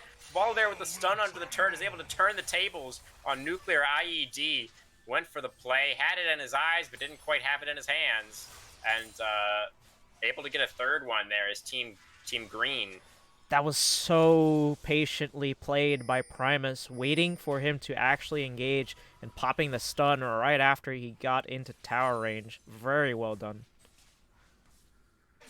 Yeah, able to counteract the play there. They're going for some kind of freeze in the bot lane here, but I mean, once Soraka and Sona get back to lane, they're just gonna keep poking, and should be feeling pretty comfortable down there. Dragon is coming up in a minute. We'll see if Udyr still has the pressure on this one and maybe not get stolen, or is he gonna go for Rift Herald in response. They do have a pink on both sides of the map, unlike Team Green here. So let's see who gets focused on here. Udyr on the top side. Rift Herald and the second dragon will be alive at the same time here. Only a couple minutes left on the turret plates. Udyr now going for a play on the top side. It's going to be a 2v1 onto Primus. He's in some trouble here. Has the flash, but no ultimate. Tries to flash out to safety, and they are not willing to chase. So doesn't spend the summoner spell and stays alive, does Primus. Udyr up on the top side. Has revealed his location. We'll see if Team Green want to make a move towards the dragon here. They did get the first one thanks to some heroics coming out of dark and on the Ezreal there. Udyr will be starting up the Rift Herald, and it looks like Rumble is moving towards the dragon. But as Zenith Blade comes down, Ignite is available as well for the Soraka. Again, Solar Eclipse has the CC, and Rumble is there for the follow-up. Drops the Equalizer, is able to claim a kill onto Shmi. Nicely done, and they should certainly have dragon priority now. Yep, there's going to be a trade of objectives, and another kill going over to Chobi, who is 2-0. Very good start for him once again. Let's see if he can get those 6 kills he had last game and get a huge lead for himself. Props to God of Matcha for setting that one up. That was a max range Zenith Blade onto Mr. Shmi. No hesitation, drops the Ignite, uses the ultimate, gets some CC down onto both of them. Made Chobi's life pretty easy, just walked over there for the Equalizer for the last hit. This is going to be an Ocean Soul. This is going to be so deadly if Lilac can get it. Arguably the most OP of the souls. Stacked healing already. A little bit more healing will help with the Executioners being built. Yeah, this is going to be a good dragon contest. Excuse me. And I'm going to check the gold here. Oh, might be cut off. Yeah, we do have some poke coming through here. Matcha taking some damage, but Leona not going to go down that easy. Yep, and gold seems to be pretty almost even across the board here. Except for maybe Chobi and a few other team members here. Notably the bot lane, who is behind in gold on the side of Lilac. Okay, so about 10 seconds on turret plates. Udyr had to summon that up right then to get the money from that one. Should crash into the top side turret. Meanwhile, continued push for the bot laners here. Both bot laners, Ezreal and Leona, extremely low. Meanwhile, Shelly will be cleaned up. 3 plates taken up on the top side. I think only 1 by the bot laners, but decent gold overall. Ooh, went for the Solar Eclipse there. Couldn't quite find it. Nice from the Team Lilac bot lane to stop the resets there. They should have a lot of quality time with this tower here. Yeah, they're not the best at taking towers, but hey, 2 will do work in this tower. Slow and steady. Slow and steady, Wookie Monster. Yep. And they don't have much minions left, though. Not going to be able to take it in time. Both mid laners continuing just to scale up here. Very even in CS still. And Nivy with a little bit of a lead on her tier stacking. Should have that one completed first, but still quite even so far in the mid lane. Yep, the Leandre is now being completed over onto Duckmark. That's going to be really good for him to push the waves, get a lot of damage in on the Corki. Yeah, looking for some more... Go on. I was going to say, I'm kind of surprised they haven't really been doing too much with the Volibear up in the top lane. He has been getting kind of bullied for more than half of the game, as Udyr has been topside a lot. Yeah, Unidentified definitely spending a good amount of time up there, probably more than Chobi. Chobi was down on the bot side river recently to get that last dragon for him. Yep, and I feel like this might be a fight coming up here. I don't know what they might be doing. They're clearing vision, but there's no dragon available for a good minute here. Oh. Yeah, just a little bit of a party in the bot side river here. It's a 2v2 for now, but the rest of the teams should be joining shortly as the Equalizer does come down. Forces the flash out of for you. Ezreal ultimate goes completely the wrong way. Don't know what he was looking at on that one. As the Zenith Blade now coming down, but teleports coming in for Team Lilac here. Corki flying in there with the package. Was able to pick up Ezreal on the backside, and now Set is here with the showstopper in. It's 3 kills for Team Lilac. Huge teamfight win for them. Volibear was never able to join the play. And that's a huge gold swing in their favor. For some reason, the gold totals are still even. I guess they were a little bit behind. But definitely a solid team fight win for Team Lilac there. Team Yeah. Green maybe just not respecting the teleport disadvantage that they were facing up there in the top lane. Yeah, and I mean, I was literally about to say, like, why are they here? What are they doing here? And sure enough, they just got collapsed on, and we're definitely underestimating the TP advantage that Green did not have. Looks And like this, Udyr was able to come down here and help out our supports and finally taking this tower. As we do have a dragon spawning in less than a minute here. Third dragon of the game. Hopefully after that team fight win, Team Lilac is in a position where they can contest this one, maybe win the fight. If they're not able to get it, it would be soul point, Ocean soul point for their opponents. We've already discussed how badly this composition likely would like or would want this dragon soul. yeah. We'll see. I mean, Chobi's on that side of the map, so he's gonna do a clear, maybe even try to go for nuclear here, who is very pushed up. The tower is very low. Junglers trading positions maybe. Rumble now on the top side. Udyr possibly going for the dragon. Nuclear ID should snuff it out here. He's going for the control ward, but Chobi is over the wall. He's got the flame spitter. Getting some damage down. Facebreaker already expended. Showstopper back in. Nuclear IED seems to be opting into the 1v2. And he does not win it. Does go down in the top lane there. Maybe he just thought he didn't have a way out, so just wanted to get some damage down. I'm not really sure. Yeah, but, and he will be traded for drag, so all in all, indeed. not bad. Almost another steal there. The Nivea Q over the wall. Yep, they are trying to get as much steals as possible. Oh, okay. Okay. Leona ultimate, Solar Eclipse, just to try and dissuade the chase here. Good damage coming out from these Corki rockets, just pelting. Crescendo onto both of them. Nice Sona ultimate. Udyr is here to help out for moral support. And Ezreal and Leona will drop once again down here. But meanwhile, on the rest of the map, Volibear pushing pretty hard up there in the top lane. He's able to get a turret for himself. Yeah, this is kind of back and forth, I'd say. And have to believe the Team Lilac came out on top overall in that play. So they got the kills. They did get the kills. However, they are still behind a little bit now. Gold swinging in Green's favor for now. I mean, it's got to be just, CS is the reason that this gold lead is still close. There's a little bit of an advantage in the top lane, about 30 for Volibear, about 20 for Rumble. But, yeah, gold's still even. As we do have Volibear teleporting now towards the bottom side. Equalizer is dropped for the slow. Corki now trying to flash out to safety, but already used the Valkyrie. And the Ezreal ultimate coming across the top is able to land it, gets the assist, and Volibear gets the shutdown. Meanwhile, up on top side, Lilac, their team's just trading across the map consistently here. Yeah. Giving up their weak side laners in exchange for objectives on the opposite side of the map. Still haven't really seen a true 5v5. Yeah, this is incredible macro play, I feel, from both sides this game, because everything's pretty much even. They've been trading objectives, like you said, back and forth. Towers are even now, but one is soon to fall here in the bottom lane. And, yeah, it pretty much puts them at a little bit of a lead, about 1k for now, but 6-6 still. Yeah, up one turret now, and one dragon still is Team Green. So still sitting pretty comfortably in this one. I think scaling is relatively even across the teams, as we've kind of discussed already. Yeah. And I mean, those heals are going to come in clutch once the game goes on. They get more items for more healing, and there's only so much Executioners can do once it hits the later stages of the game.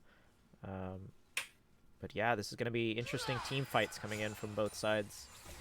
I think there's just like a healing breakpoint where the healing just starts to get like, exponentially too healy. Yeah, that seems to be the case. I always feel like whenever I'm playing against these really, really, Gore Drinker-esque and Soraka-esque comps that there's only so much Executioners can do sometimes.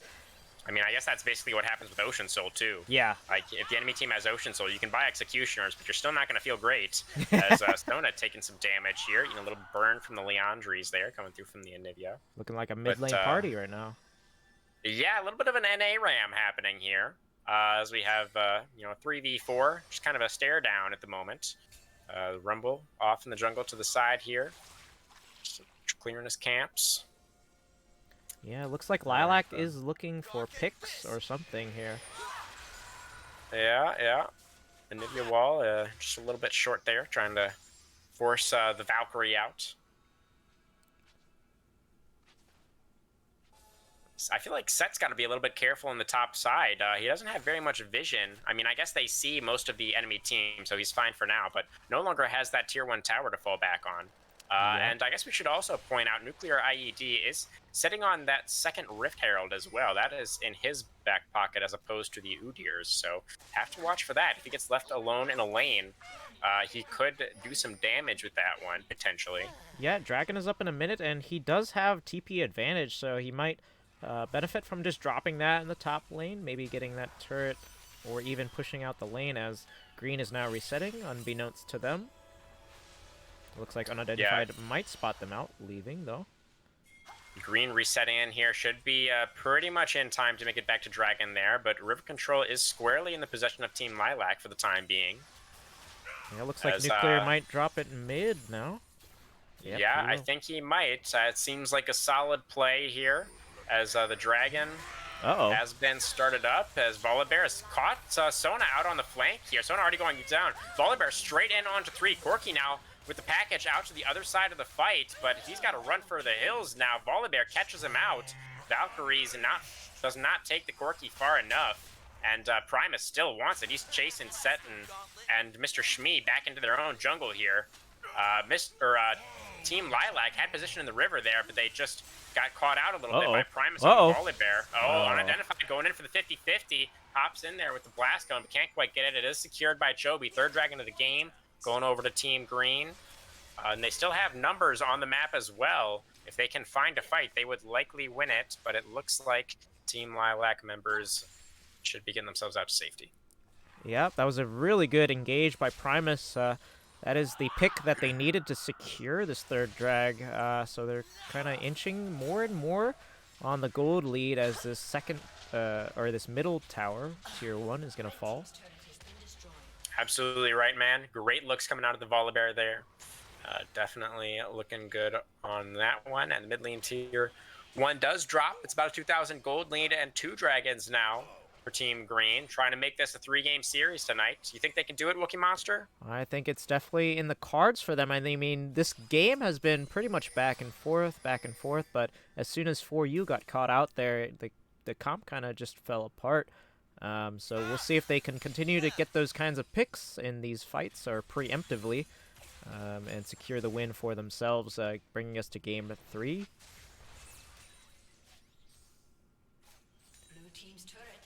And they will pick up the turret up on the top lane. It's going to bring the gold a little bit slighter, but Nuclear might be in trouble here. Yeah, he's got to be careful. Again, he doesn't have the vision. Has gotten slowed down by the Rumble, but the Rumble is overkeying. He's not going back in, still has the Haymaker, but can't cast it in time. Does go down to just the Rumble, actually, and it didn't even get an assist for that one. Oof. Clean solo kill from Chobi. It didn't get the chance to do any damage there. Yep, the wall nice play. was attempting to block him, but he actually ulted the other way, so that wall does not give him any assist. Oh, they're assist in spirit, I suppose, as they're going for a little bit of a Fnatic brush here. I don't know if it's still a Fnatic brush if you're the team that's winning, but Anivia hitting the Q over the wall there onto the Udyr. Not quite sure what they're waiting for. Just trying to get Team Lilac to face check into the river, but Team Lilac is not taking the bait. They have the control ward in the pit. That will be cleared out now, so we'll see if they get nervous, all for any kind of shenanigans here that Team Green might be setting up for them. Yeah, this is getting a little bit more tense, as both teams are very much scaled up, and I mean, Volibear is 4-0. Definitely a good look from him this game. Nuclear not so much, but he's still set, he's still tanky, he still does damage, and he is going to do a lot of damage the tankier Volibear gets, so, or even Leona. And Primus is in the bot lane here. He does have the TP, so does Nuclear, but he is up in the top side of the map, and Baron is now the target for both of these teams, I'd say. It's definitely unfortunate that nuclear IED has found himself a little bit behind here. Like you said, he will be doing some damage, but not nearly as much as he would be if he was the one who was 4-0. Yeah. So I mean, really, and Udyr is not doing a whole lot of damage. Like Sona is building a little bit of AP, but mostly a supportive champion. It's really mostly down to Corki here. Is going to have to carry the vast majority of his team's damage in this one. Level 14 now, closing in on 3 items. Looks like it will be the rapid fire cannon third for Corki here. Not the highest DPS option, but we'll see if that additional safety, that additional poke potential ends up paying off. Yep, that is true. I mean, Divine Sunder, strong item, so expect a lot of ranged DPS coming out from the rapid fire cannon right after it. So it looks like green wants another cheese or just clearing vision, one of the two. Just a battle of vision so far here up in the top river. It looks like they will be starting up the objective now. Team Lilac not really in a position to contest this. They're going to have to make their way over here very quickly. Baron already down to about half HP. Set should likely spot it out soon, but I think this objective is gone. Udyr now jumping into the pit just a moment too late on the blast cone there. Will they go for the fight afterwards? How does the fight look? Flash crescendo from the Sona onto 2. Solar Eclipse now going for the disengage. Set with the showstopper forward. Gets the facebreaker onto 3. Haymaker back into the entire enemy team. Lots of low health bars on Team Green. They're trying to keep these Baron buff alive. Matcha now running back, and Nivea in the passive will likely go down as well. Primus now on the back line, trying to get some kills back, but Primus, you gotta get out of here. Hold on to your Baron buff. No! Corki rocket over the wall, and the Sona poke will finish off the Volibear.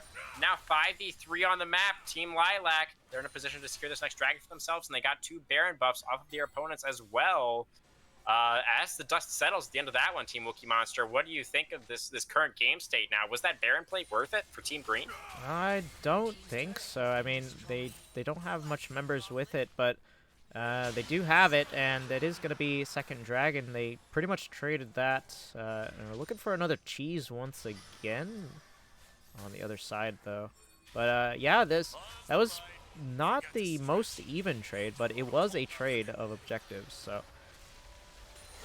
I definitely think they need to utilize at least some of their Barons, get some turrets, or maybe even 5-man mid. Who knows? We'll see what they do with it. The gold lane remaining consistent throughout the entirety of this one. Seems like every time one team gets a little bit of an advantage, has a good play for themselves, the other team is quick with a counterpunch. We'll see how well this Baron ends up going. They do have buff still, I believe, on Ezreal, Leona, and maybe Rumble? I believe it. Yeah, it is Chobi. So them three will have the buffs, and they are all mid lane. Interestingly enough, I feel like they should be, grouped as a team. Primus has no TP to help if they get into a fight. Oh my gosh! Oh no, Blast Cone right into 2 there. The Soraka Sona double support up at the wall successfully prevent no dashes on either Sona or Soraka, so they couldn't quite get the kill on the bird there. Duckmark lucky to be alive after that one. Yeah, he was close. Right in there, but is able to get himself away.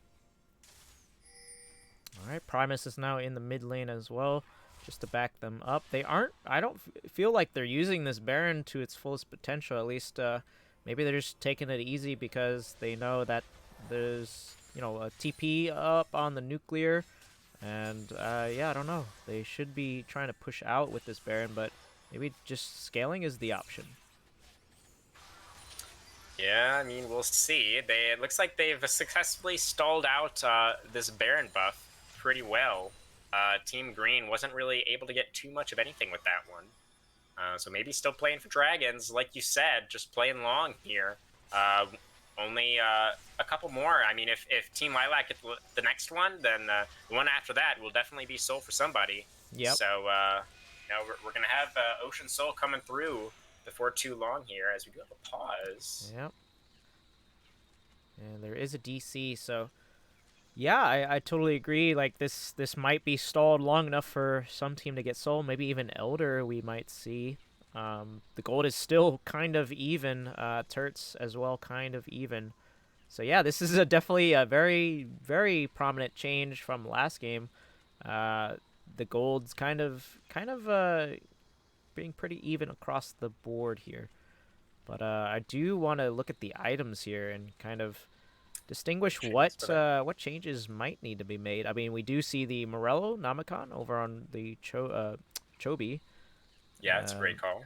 so, and we don't have healing reduction on Anivia yet, but Notably, no healing reduction at all on any Team Lilac members just yet. So if Ocean Soul does end up coming through for Team Green, Team Lilac may not be entirely prepared for that eventuality. Oh, there's a Bramble Vest, I guess, on the set, so that's something. yeah. But yeah, Udyr did elect to take Force of Nature, which is a pretty appropriate buy. I'd feel it is. I I believe it's agree. getting changed next patch, but it definitely is a good item into the Rumble, the Anivia, and a little bit of magic damage coming out from Dark. So, and it An looks like interesting choice. Looks like he's going for Lichbane third on the Rumble, of course, or on the Udyr, excuse me. oh yeah, Udyr's, of course, he was nerfed again. I believe last patch or the patch before they nerfed his R damage again. So going for the Lichbane third there to try and relive Udyr's glory days a little bit, perhaps. But that means it's not going to be a Thornmail. So definitely an interesting choice. We'll see if the Udyr damage ends up being significant here, as his team, as we've kind of already discussed, is a little bit short in that department. yep. They are roaming You as want to try 4 and get here. some vision. Yeah. Nice little death ball they have going here, does Team Lilac. It's really how you want to play this comp, I think. You got your double supports. Just keep everybody nice and healthy. And a nice little friendly huddle there. Yeah, we do have the spectator delay here, so we'll just Oh, wait not for just that. me. Perfect. Yeah. It does happen. Now, whenever there's a pause, 08, it happens. 09, 10. 10, 11, 12. Okay. Good, good. All right, and they are continuing this little death ball of theirs, but Matcha is gonna ink Okay, them they're out. getting pincered a little bit here. They're trying to collapse towards the top side. Rumble forced to flash over the wall to keep himself safe. Volibear did have the blast cone available, so he looks like he's getting out as well. A bit of indecision there. Maybe could have still collapsed onto Primus, but not what they decided to go for. Just roaming back towards the mid lane. I mean, I get to see why they chose this comp. It's just for Unidentified and Georgia to just, go with them and get picks off as a group. So definitely interesting gameplay from them, and I like to see it coming out of this Gold League itself. Not usually what we see, and it's doing its work, I'd say. Yeah, I mean, it's definitely a strong team fight comp, right? So much healing, so much frontline, and that damage from the core key, whatever you need, long range, short range, you need him to dive in to join the set there. He can do that too. So yeah, I agree. I like the comp. It seems to be working for them decently enough, but they still need the execution here. You got Dragon come up in less than a minute. They gotta have one more fight here to prevent Team Green from claiming this one before they have the chance to claim Soul for themselves. So we'll see if they can do it. Yep, and Baron is Most coming up as well. Oh, very true. Yes, both objectives will be on the map.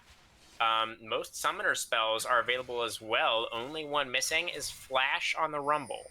Is the only summoner spell that will not be available for this coming brawl.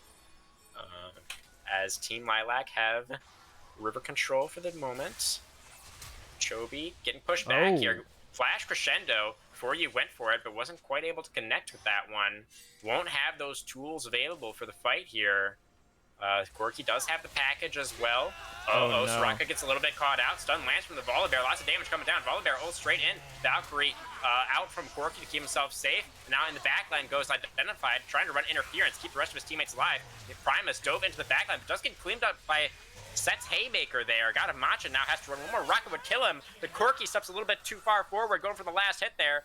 And now the main damage source from Team Lilac is gone. They got to get out of here. And Nithya ultimate coming down. Doesn't have the wall available just yet. Set going back in. Maybe trying to make something happen. Get some good damage down with the Haymaker there. But this should be Ocean Soul for Team Green all day. I don't think heroics are realistically possible. There's a smite for Chobi. They're going back in, though. They want to try and make it happen. Nuclear ID with the Facebreaker. Haymaker almost kills Duckmark straight up. He's going to kill Chovy. One more punch would get him, but he can't quite secure the kill onto the Rumble. Chobi gets the smite, claims Ocean Soul for his team. That was a Wow. little bit of a backbreaker for Team Lilac there, Wookie Monster. Should Yeah. be Baron for Team Green here as well. They are now squarely in the driver's seat. Yeah, you were talking about the 5v5s, and there it was. That was the fight that is going to determine this game, I feel. This is going to be a free Baron, a TP coming in. Maybe Unidentified will try to steal it. He does have Flash available. Exactly right. He could go for it. Control Ward in the pit, trying to maintain vision over the objective here. Baron continuing to go down at about 4,500, 3,000. Udyr flashing in, goes for the steal, can't get it. Smite is too good. Actually, as Ezreal ends up securing it. Now Primus going over the wall. Needs a little bit more damage. Equalizer over the top. Chobi gets another one. 2 more kills and the Baron for Team Green. And they have found themselves a nice little 6,000 gold lead at this point, and that's not even taking Ocean Soul into account. Yeah, and this is going to be a game 3 looking like they are pushing this lead of theirs. Good attempt by Unidentified, but unfortunately there was just too much damage on the side of Green, so definitely the comeback game is now live, and let's see what they do this time with Baron. We have all 5 members, I believe, with Baron this time around, so let's see what they do with it. They're looking like they're gonna push 5-man mid. Appropriate call. They still need an inhibitor to be taken, so they definitely have to don't hate the 5-man mid play here. You don't have teleport on your Volibear, so just get everybody grouped up. The enemy team wants to be grouped up. So I mean, at the very least, you won't be at a numbers disadvantage this way. I mean, I would like to maybe see. I always prefer when a team has Baron. Try to play on multiple lanes, but if they feel like that's too risky, I feel like this is an understandable angle to go for. Corki is doing his best to try and wave clear here, but the push is coming through. Mid lane tier 2 drops. Volibear does have the ultimate available. Can choose to turn off this tower if he would like to go in, as the wave will be mostly cleared out. Yep, he does have the ultimate available. He's going to be patient about it, though. He knows the wave is about to die, so he's going to probably wait for the next wave. It is going to be a 5v5, so this actually will determine the game for sure, more than likely. We do see an Oblivion Orb now on Sona, so it's a little bit more Grievous Wounds for him, but Thornmail still not completed for Set, so can't easily apply that Grievous Wounds himself. As mid lane tier 3 now under fire. One more auto attack should get it, and yes, mid lane tier 3 goes down. Volibear now taking some return damage, goes straight back in with the ultimate. Gets locked up though, is able to secure the kill onto Corki. That's huge. Now Set going in with the showstopper, trying to buy some more space. He's able to clean up Volibear, who is a little bit extended out in front of his team there. Now it's a 4v4 on the map. Low health bar on Leona, but Ocean Soul should do a lot of work here to keep them healthy as they claim the inhibitor and now rotate towards bot lane. Yeah, that was a good fight for Green Team as they're going to continue to push out, steal some jungle objectives now. Blue buff falling very quickly. Duckmark's going to take that away. I feel like Lilac did have, some sort of footing here, but now it's falling apart little by little. Oh, no. Yeah, they're getting caught out a little bit here. Another stun connecting onto 4U and just gets exploded there. Rumble damage was so much. 4 items on the Rumble. Sona just exploded. Yeah. And they're going to continue the push here. 5v4 on the map. And we got the fight continuing here. God of Matcha is in there. Flashes back over the wall. Maybe went a little bit too deep as great damage coming down onto Corki once again. Leandri's doing some work on that one. Baron buff has worn off, it appears. So the siege will stop for now. Yeah, this is still going to go on for a little while here. Elder is coming up in about a minute and a half. I wonder if the game will last long enough for that to happen. More than likely it will, as team members on green side are resetting. And an inhibitor is now down, so this is going to push the game a little bit further in green's favor. Yeah, they're playing it very safe, though. They're playing it very slowly. They didn't have all 5, so they didn't want to continue that push in the bot lane. They just decided to go for some resets, despite Ocean Soul keeping them very healthy. They're back on the map, and now it's like we got about a minute on Elder, about a minute 30 on Baron. I do want to point out that most of Green Team still has their summoner spells except for God of Matcha. Uh-oh. Not quite enough move speed there. Udyr not quite able to get the slap onto Leona. Yep, and this is going to be probably another 5v5 just for the control. I mean, Primus does have TP this time around, so he is now going to switch with Nuclear as he is in this fight. I mean, Team Lilac can try. They have the pink wards in the river, but they're heavily outgunned here. As Leona drops the solar eclipse, that's an important team fight down. Ooh. Oh, but they saw them in the bush. They knew they were in the bush, and Sona goes down right at the beginning of the fight once again. Soraka now roasts away as well, gets cooked up on the barbecue. Udyr quick to follow. Shet goes in with the showstopper. It looks kind of cool, but one more auto attack from the Ezreal is able to claim the fifth and final kill for Team Green. They are going to be able to push us to game 3 here. 3-game series on the night. Congratulations to them. See who ends up coming out on top here. Yeah, this the strategy of the Soraka Sona was Didn't good pay for a off. little while, but did not pay off in the end. Unfortunately for The them. team fights were not quite coordinated enough to make it work, I think.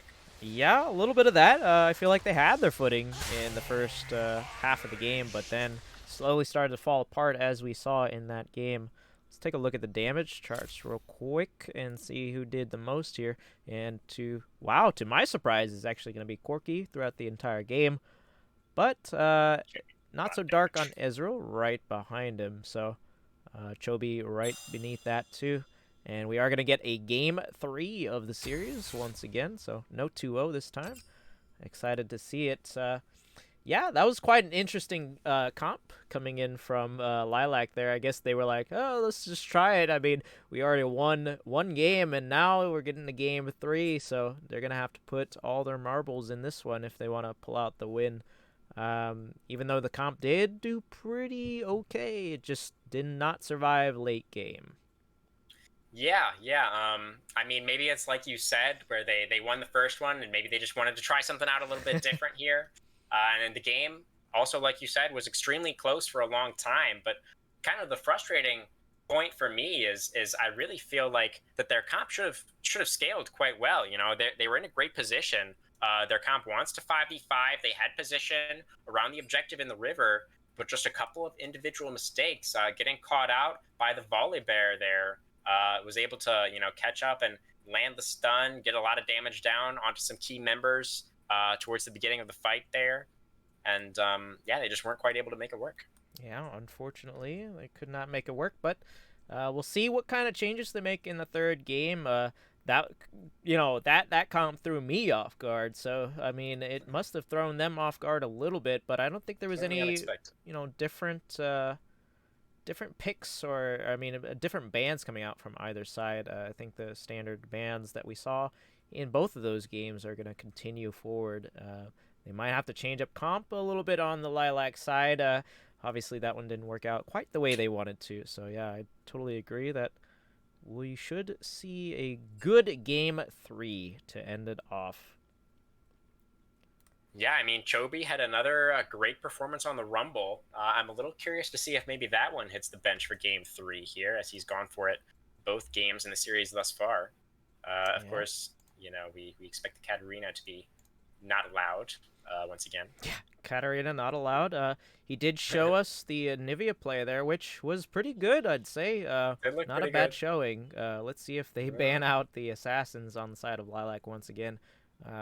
Nivea was picked as their final pick on blue side that game, so I wonder if they are going to stay on. Nope, they are changing sides once again, so we'll see if they prioritize the Ezreal on Lilac side once again. I think that was a good showing of the Ezreal in the first game, and definitely another good showing for first picking Ezreal on Team Green, so definitely a prio pick, I'd say, for Ezreal. Oh, for sure.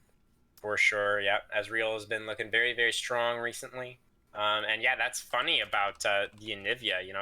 They really tried to target Duckmark pretty heavily. I think they threw 3 or 4 bans at him in that last game, but just pulls out the Anivia, and no problem, I guess. So, maybe can't really ban this guy out. We'll have to see if Team Lilac wants to, commit even more bans towards him, and maybe see if that works. But well, We're about to find out as they have started the draft of the third game. Katarina coming out, and the Ezreal this time is going to be banned out, so no more Ezreal for today. Makes a lot of sense banning that one on red side, as I believe it was first picked in both matches so far. Yep, so far. Um, Mid lane bans will continue. Yone hitting the bench. Will it be the Zed here? Or the Anivia, perhaps? yeah, it might be What are you either one. predicting? I'm guessing it's going to be one of Darkmark's champions, though. That's for Okay, sure. okay. Let's see. Rumble's still available as well. It's going Gonna to be be the the Nocturne. Nocturne. Interesting. Okay. Pretty So meta champion right now. yeah, pretty good champion. And the Senna, once again, coming out from green. They really Team do not Green. like that Senna. Yeah, consistently banning that one is Team Green. Oh, wow. Seraphine going to be the first lock-in here for Team Lilac. It was, I believe, something that they had pulled out in game number 1, or was Yep, that was game Matcha, 1. actually, I believe, Yep, that that played it was in game number Matcha. 1. Yep. So Mr. Shmee is going to be taking that one into battle this time around. See how Yep. he looks there.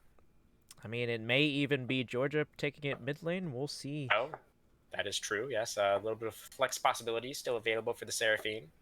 And now that the Ezreal's gone, let's see what kind of bot lanes we get this time around.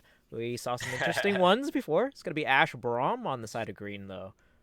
Definitely a Strong potent combo. combo. Yeah, for sure. Absolutely. Slows for days. Definitely. And let's see what they try to pick up on Lilac this time. Pick up the Seraphine first. Like to see it. Like to see it. Good flex pick there. Wonder if they'll I round it out expect. with the ADC here and jungle pick maybe. I think that is probably most likely, especially since you see the entire bot lane on the red side there. I think locking in AD carry makes a lot of sense. Whoa, Twitch. Oh. That's nuts. Oh my goodness. Okay, Twitch Yumi. So Do we know yeah. if these guys play this? Have we seen this before out in the Lilac bot I lane? have not seen Twitch from For You. I think I have seen God of Matchup play Yumi before, but can't be 100% sure. But is definitely a good combo. It's I mean anybody plus Yumi is pretty good. Georgia is going to be playing I would disagree Seraphine with that, but in sure. mid. I mean I like to see Yumi. Is just pretty much a safe What is it with champion. you and heels, man? Uh, I mean, honestly, heals are pretty busted, especially if you All don't right, build all right. executioners or do. Even if you do, the late game healing is really good. And All yeah. right. Well, definitely Team Lilac seems to be very much on the same page as you here. And interesting, the Hecarim locked in here for Team Green. So, of course, this champion was nerfed into the ground a few patches ago, Mm-hmm. right before MSI. Hecarim was sent to the glue factory, but he has received a couple of buffs since then. Mm-hmm. All of his buffs have been targeted towards AD builds. So I'm Yeah. curious what Chobi decides to go for here. He opted out of the Rumble. The Rumble was available, but he decided to go for the Hecarim this game instead. So very, very curious to see what he has in mind for us with this one. Yeah, it's Uh, looking like a good team fight comp already. Just with the Ashe and the Hecarim here, so some global presence, and we do have the Twitch Yumi. We can't really tell what their comp might be yet. They decided to go for the mid lane pick on the Seraphine. Oh, Diana for Duckmark. I okay. like to see it. That is now one assassin locked in for Duckmark once again. Just not the Zed. It's going to be the Diana. Hovering Ivern here on the side of Lilac. Are we going for you did 2 supports last game? Was 2 supports not enough for you, Team Lilac? We're going 3 supports now? No, Oh, okay. I think okay. it's gonna be Kane. It is gonna Okay, be it Kane. is Kane. All right. That was gonna be interesting. I would have loved to see that, but hey, gotta get the Kane in for Chobi. He is proficient on Kane, so like to see it.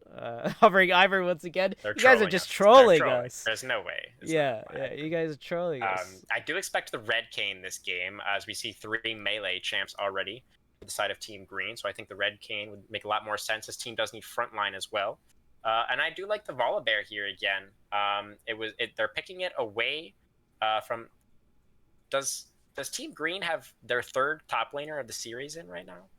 We Uh, have an individual named Unstraight in the lobby at ah, the yes. moment. So they did Oh no, do. this is Yeah, that's for green. Unstraight is gonna be the top laner.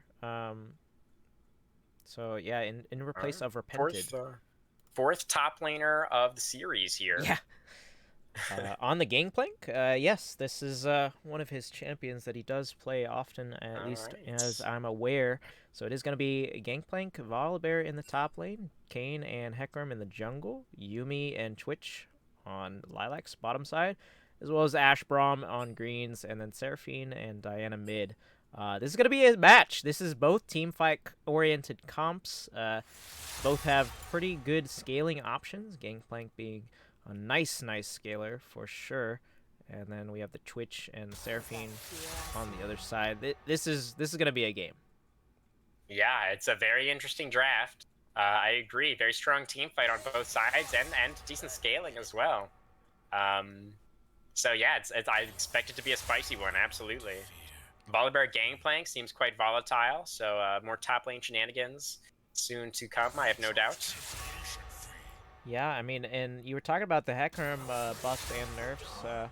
They did give him a little bit of lovin', so I'm expecting a lot of roaming Yeah. plays. Probably not going to be the Turbo Chem Tank build, but he still is a proficient in the damage department, so expecting to see a lot of early aggression coming out from him. Yeah, I have seen the Hecarim starting to creep back into solo queue a little bit, and Oh man, yeah, I did not like that when he started his Turbo Chem Tank rampage per se. But yeah, I think he was actually picked in the LEC earlier today as well, if I'm not mistaken. I don't okay, remember who played it, but I think yeah, even the pros are starting to come back to Hecarim after the buffs here. yep, fair enough, fair enough. I like the pick on Duckmark, but I have seen him, kind of not do too well as he is on the Zed on Diana. So I wonder if he's gonna get an early lead. Diana needs that for sure, and able to enable for her to pop off a little bit more. I mean, the Twitch Yuumi is definitely going to be an interesting stealth in mechanics there. I wonder if they're going to pop off some roams, maybe go mid lane and try to shut down Duckmark as much as possible. Or is he going to roam free and get the push on Seraphine as much as possible here? Yeah, I mean, as I'm continuing to kind of take a look at these team comps, we already kind of talked about how there's strong team fight on both sides, and that is definitely true. There are high impact team fight ultimates on both sides, but I think I favor the team green Wombo combo pretty decisively. I mean, you got the Hecarim ultimate, the Diana ultimate to like group everybody together and get the CC down, and then you drop Gangplank ultimate on top of that. That seems like a pretty nasty combo. That is true. So I feel like Team Lilac is going to have to be really careful. Maybe play these fights a little bit more spread out. Go for a little bit more of like a pick style with utilizing the stealth of the Twitch and sort of the surprise factor of the Twitch Yuumi combo there. Yeah. But we'll see how they decide to play it out. But that combo is definitely gonna be something to watch out for coming out from Team Green. Yeah, and I mean, I think the later this game goes, I kind of have to give it towards Lilac. They have the Kayn scaling, they have the Twitch scaling. A little bit more early game over on Green. I mean, there's only the Gangplank and Ash, who really doesn't scale as well as Twitch does. So definitely Yeah, think the late true. game might go over to Lilac, and the early game might go over to Green. I think this is going to be a jungle heavy game once again. Yeah, very well be the case. Hecarim and Kayn both tend to like focusing on farming early on, so maybe not quite as many early ganks happening. But I could be wrong. Yeah, I mean, as we know that Chobi is kind of the aggressive jungler. He likes to play Rumble. I feel like he might look towards bot lane or even mid lane and leave on straight to farm efficiently against Volibear. But I could be wrong as always. But I like the look from both of these teams. I don't know. Who do you think might pull off Game 3 in the final game of the series? I mean, so personally, I'm gonna go with Team Green. Okay. I don't have very many channel points. I just about follow. a couple hours ago. But if I was putting points on this one, I'm going Team Green. I favor their team fight just a little bit more, and the double support. It didn't work for them last game. I mean, it looks a little bit different now. At least they have the supports in different lanes. So I mean, I like that a little bit better. But I'm nervous for Team Lilac's composition. If they make the same or similar mistakes as they did in the previous match, where some individual members get caught out, I think it's gonna be pretty tough for them to take this one. That's true, and I think I'm gonna have to also go with green. I mean, I like Chobi on the Hecarim this time around.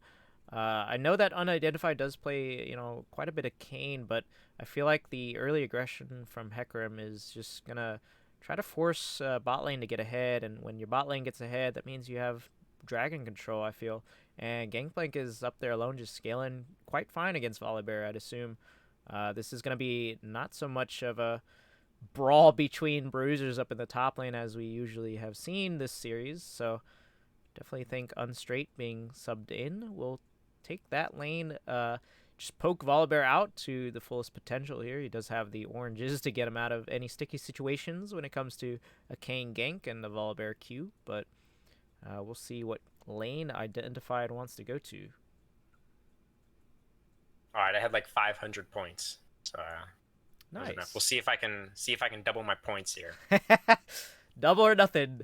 There we go. We're high rolling tonight, boys. Looks like we got pretty good points going over to both sides as well. But yeah, I'm gonna have to go with green on this one. I want to see Duckmark pretty much pop off the same way he did first game, or second game. Wait, was it? Yeah, the first game on Zed. On the Zed, yeah, he was looking pretty good on the Zed. Wasn't able to get a dub in that one. Yeah, unfortunately for him, but still looked pretty good. I hope he does well on Diana. I am a proficient Diana player myself, so I always like to see it.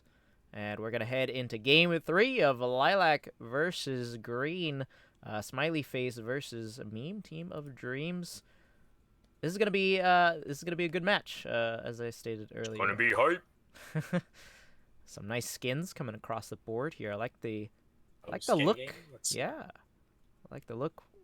Wait till it pops up on the screen. There it is. Just look at the Skittergy coming in from Team Green here. I like the fiery look that definitely the laners and Hecarim have.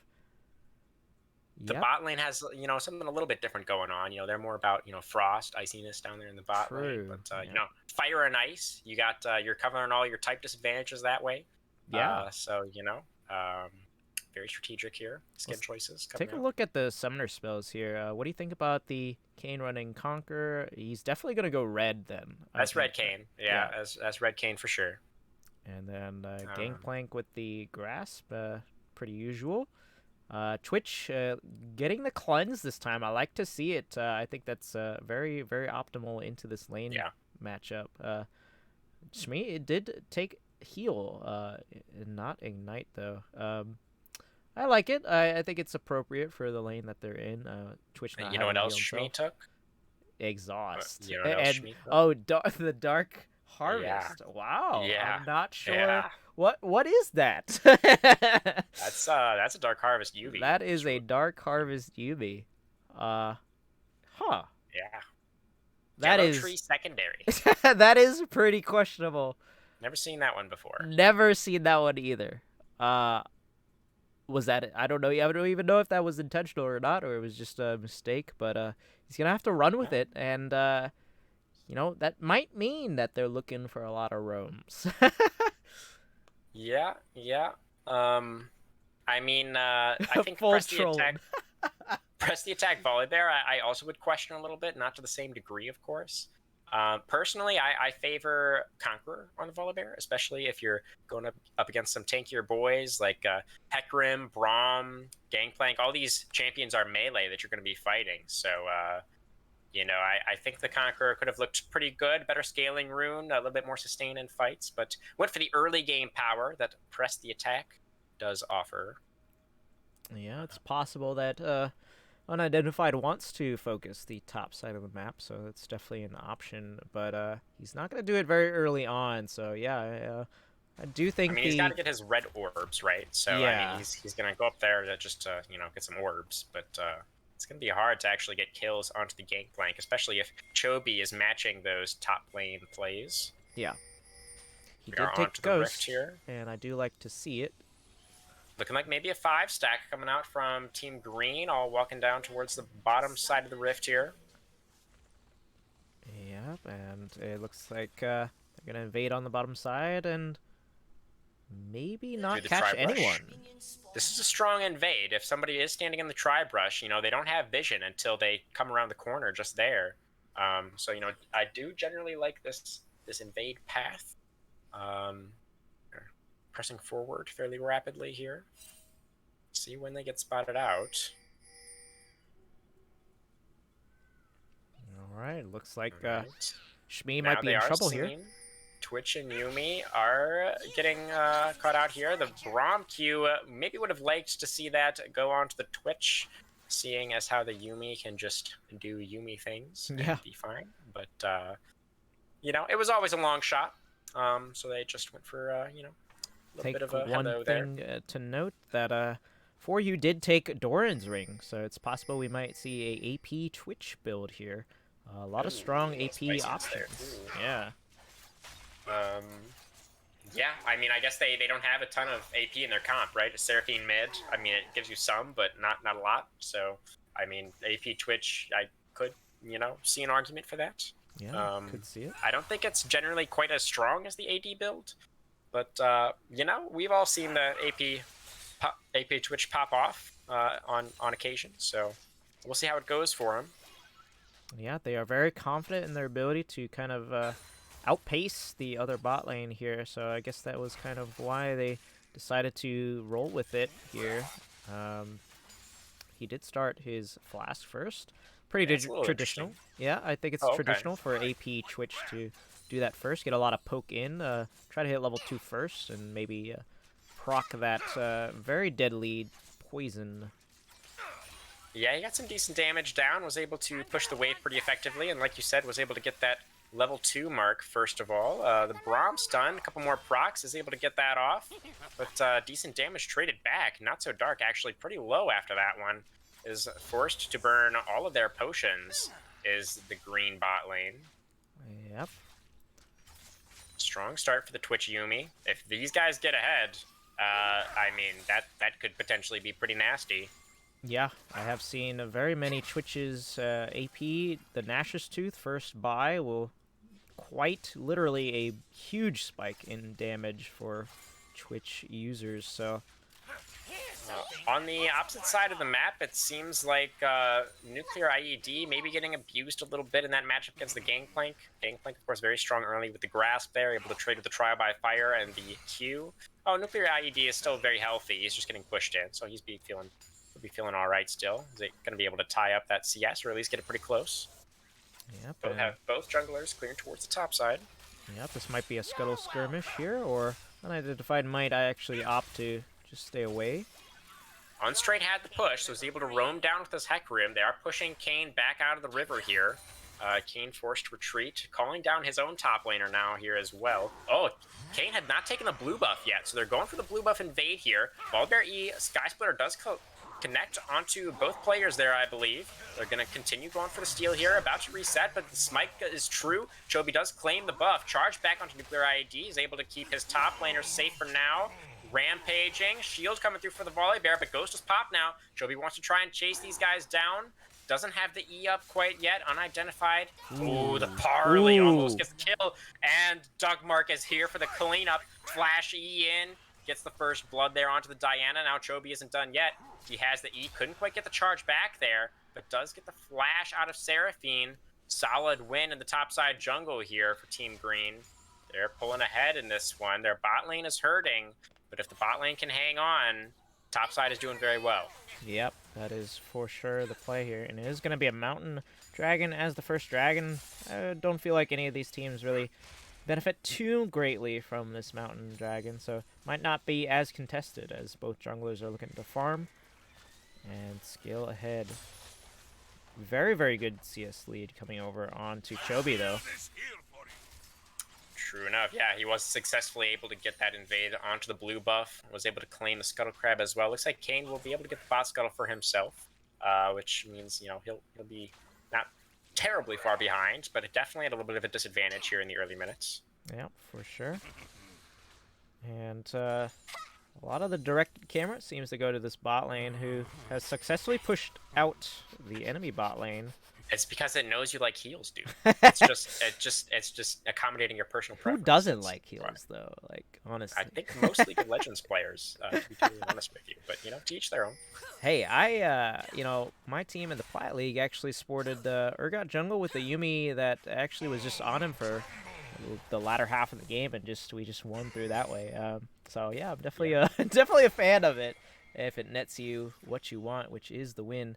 Unstraight here being really low on mana and health, actually got pretty much the good trades coming out from Nuclear. He's been trying to back, but Nuclear ID doing a pretty good job of keeping him in the lane here. As Seraphine does hit 6, and has Kane in the area, decides not to go for the ultimate there though. Had Diana locked up for you now, back in the bot lane, sneaking up there for a little bit of damage. Yep, pretty slow gameplay considering what we saw last few games here. Each team playing it a little bit safer than last time. Hecarim now has made his way into the bottom side. Diana now going in. Duckmark wants it, and he's got it. Ooh. Drops the Ignite ultimate, and Seraphine, no encore for her. She's going to be spending some time in the Death Chamber, as that should be full dragon control for Team Green. They're going to be claiming this mountain for themselves, despite the bot lane getting pushed in here. Yeah, that was a good showing from Duckmark.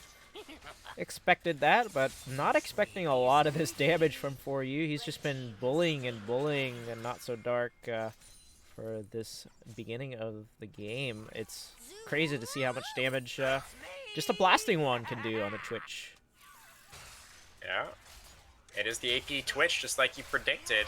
Twitch chat thinks he might be trolling, though, if he doesn't get fed, so we're going to have to track that one for sure. Yep. We do know that AP Twitch does fall off a little bit earlier than AD Twitch does, especially into tankier comps. Certainly. And they are pretty tanky over there on the side of Team Green. At least, Unidentified, they're not tanky. Looking for something here. Oh, the rat and the cat. They're trying to make it happen. 4U flashes forward, but he can't quite get it. He's going to get locked up with the Braum passive now. Gangplank ultimate right on top, and Twitch does die first. Braum passive now onto an unidentified. He'll be next to follow. 2 quick kills for Team Green. They're up 4-0 now in the game. Hecarim ultimate now onto the Yuumi. The loot pinata will be smacked, claimed by the pony.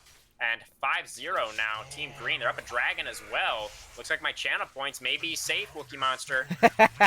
Yeah, that was definitely a wrong turn that 4U made. That flash forward was definitely a little bit too preemptive, not knowing where the enemy jungler was, just sitting in the bush right over there. So that's going to be a couple of plates going over to Not So Dark, who does have a kill now. We'll get back into the lead of gold here.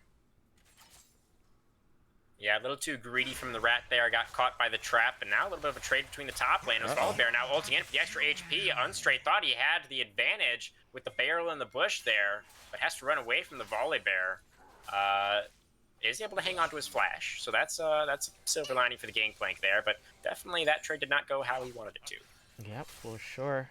And he is going to get the push back onto Nuclear, who might actually teleport for the wave. Oh, actually, Unstraight is going to stay there. Going to push the wave a little bit more. Yeah. Trying to get this all the way, and I'm surprised that Volibear doesn't want to commit the teleport for this, and he will do so now. And Chobi is on the top side of the map, which means possible Rift Herald. He is pinging for assistance on it. His top laner is resetting, though, so a bit awkward there. But Volibear is still clearing out the wave, so maybe they feel like they can just rush this down between the mid-jungle there of Team Green. Twitch is looking for the pony, but can't find him, because as we know, he is, of course, on the Rift Herald. Yep, and yeah, I think 4U wants to get as many roams as possible in before the late game hits. He does not. He fall back on his lead that he had so early with the damage, and now it's looking a little bit desperate. And unidentified. Chobi wants his second enemy blue buff of the game.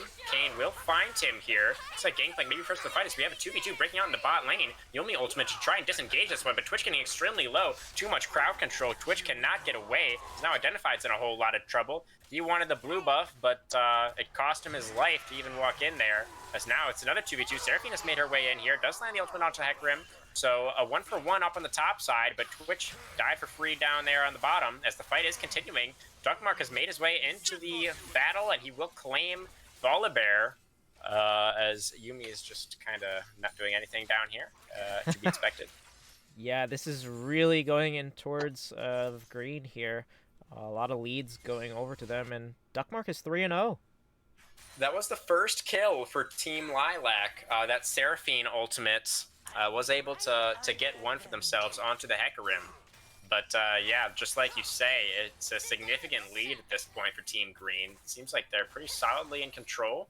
Unidentified is looking for it, has the ultimate, or does not have the ultimate available actually. Gangplank ult now coming down to try and buy space for his mid laner, and he will allow the Diana to get away. Duckmark did have to burn the flash for that one. So good luck from Unidentified, but they were not able to get the kill there.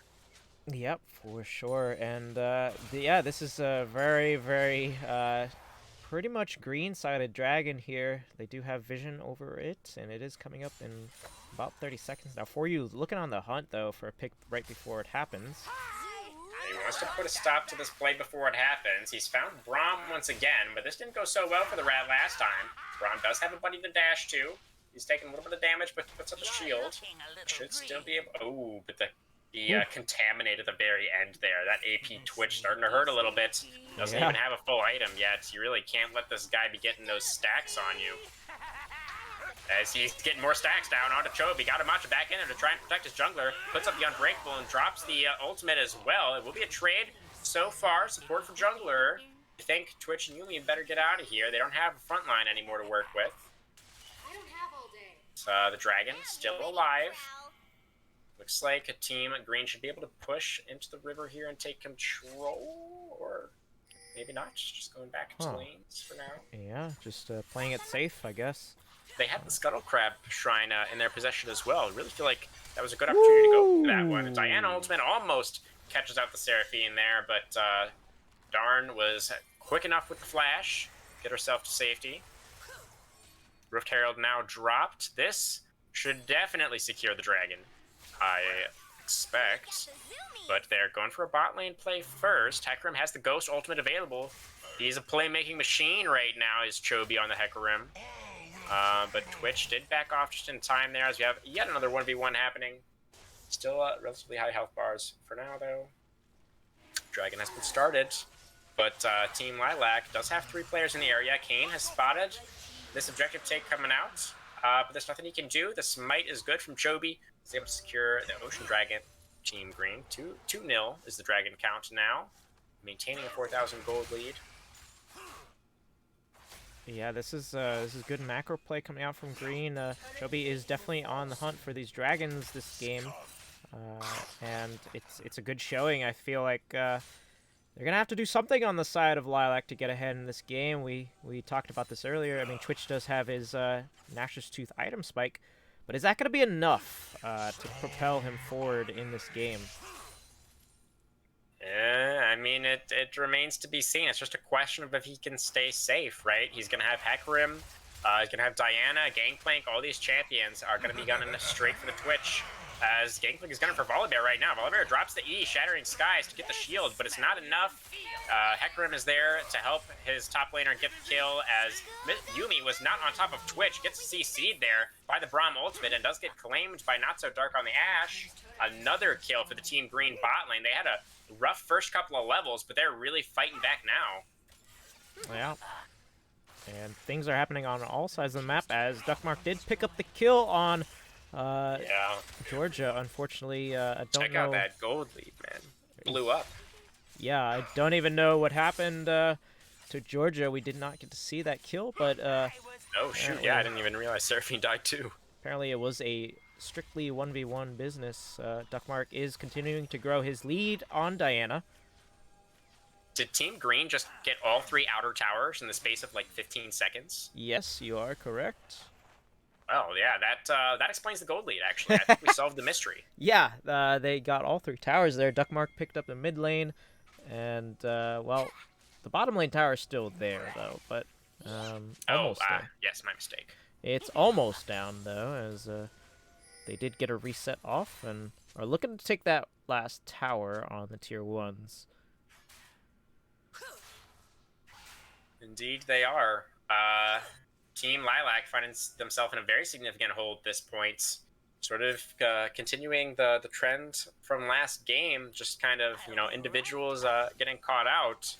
Maybe just not quite enough coordination. It seems, honestly, though, to me, like Team Green is just doing a really great job of respecting their opponents. Like we saw before they took that second dragon, they really took their time. They already had vision control. They wanted to make sure they had pushing waves in mid and bot, and just make absolutely certain that there was no way that Team Lilac could walk in there to contest them. So I think they're doing a great job of playing this one safe. And they're doing a great job executing in the fights as well, as we do have another look here on the top side. Team Lilac's trying to get something onto the Gangplank here. Yumi ultimate goes down, but Gangplank had the flash to try and get himself to safety. He's now under the tower, but it's a 4v1. Volibear jumping in there to turn it off, prevent any return kills from coming through. They are able to claim Unstraight up there, but meanwhile in the mid lane, Duckmark gets that mid lane tier 2 in trade. Yeah, I don't think they can afford to be doing these types of plays when Duckmark is just running rampant and got a match in Not So Dark on the bottom side of the map. Also doing the work on this tower, creeping up. Counter jungling for Chobi there. So, I mean, they're able to get 1 kill with Team Lilac, but they committed everything up there just to get that, and I think they lost out in gold overall. Yes, it looks like the gold lead has grown to almost 10,000 at this point, even more, as Team Green claims yet another tower. 5th one of the game for Team Green. Yeah, this is looking grim. Almost a whole 10k gold lead going over to Green, but they're still in this. They're still, scaling up a little bit more. I feel like Unidentified needs to get his mythic here. Looks like a Gore Trinker coming out for him, I believe. And that will probably solidify his tankiness and healing factor, as this next dragon is coming up in 40 seconds. It is an Infernal Soul, the first one of the series, so this is going to be a lot of damage if either team gets this soul. Absolutely. Of course, Team Green sitting at that 2-0 Drake count so far. They're going to be looking to put themselves on soul point here with this one. So, the River Vision is now being contested. Team Green moving in. Team Lilac moving back. They're going to have a hard time getting in there, I think. Their engage is not the best. They have a Volibear to jump in. They have a Twitch to go invisible. That's pretty much it. Seraphine is up in the top lane matching Gangplank, and both players do have teleport. So both players could potentially join for a 5v5 here, if that's what the teams decide to go for. Dragon is alive now. Teleport coming down now from the Seraphine. Gangplank as well. Both players committing for the play. We're going to have a 5v5 down here in the bottom side. Dragon has been started up. Tension continuing to rise. Bionic Q. Barrel Chain lands. Connects onto Nuka ID. Ash Ultimate coming out now as well. Gangplank drops. Volibear is dead to rights here. Ekrim charging in there. And now Kane has been claimed as well. No more frontline for Team Lilac. The gold lead is just too much. Wookie Monster, Twitch, and the Loot Pinata will soon be annihilated as well. Seraphine, the 2 healers, the 2 supports, just running for their lives here. Do they have the heals? Do they have the movement speed? No. Chobi's in there. He wants them, and he'll get them. Rampages all over the cat and the pop star there. 3rd dragon of the game is going to be formality. I think it's pretty much over. Yeah, that was kind of the nail in the coffin, I think, for this game, Newman, as they take down the first inhibitor tower of the game before 20 minutes. They're going to back off and let the timers expire on the side of Lilac as their imminent doom comes. Imminent doom, I like that. Imminent doom. Yeah, I mean, this is... That's exactly what it is. This is exactly what it is. I mean, what is Unidentified doing right now? He appears to have a little bit of a death wish, Wookie Monster, as he's going with the ultimate into Chobi. He does about 2 damage to the horse, but does heal enough to be able to pop out to safety there. For you is stealthed in the area, but he's going to be very dead if he reveals himself right now. It looks like Team Green is just going for some resets. We got Baron spawning onto the map here, so they probably want to spend their gold, go ahead and collect the big purple worm, and then probably go for the Nexus. Oh. The gold lead is just absurd here, as, I mean, Nuclear IED, he wants to make it happen. He's got the HP lead for now. Gangplank has the Citrus, has used the heal already. Volibear now going in, has the damage to finish off Unstraight on the Gangplank. Nicely done. Unstraight didn't quite have the flash available to survive there. So they did get one kill back. Nice work by Nuclear there. But gold lead still sitting at about 12k. 3 dragons to none. AP Twitch continues to do damage, but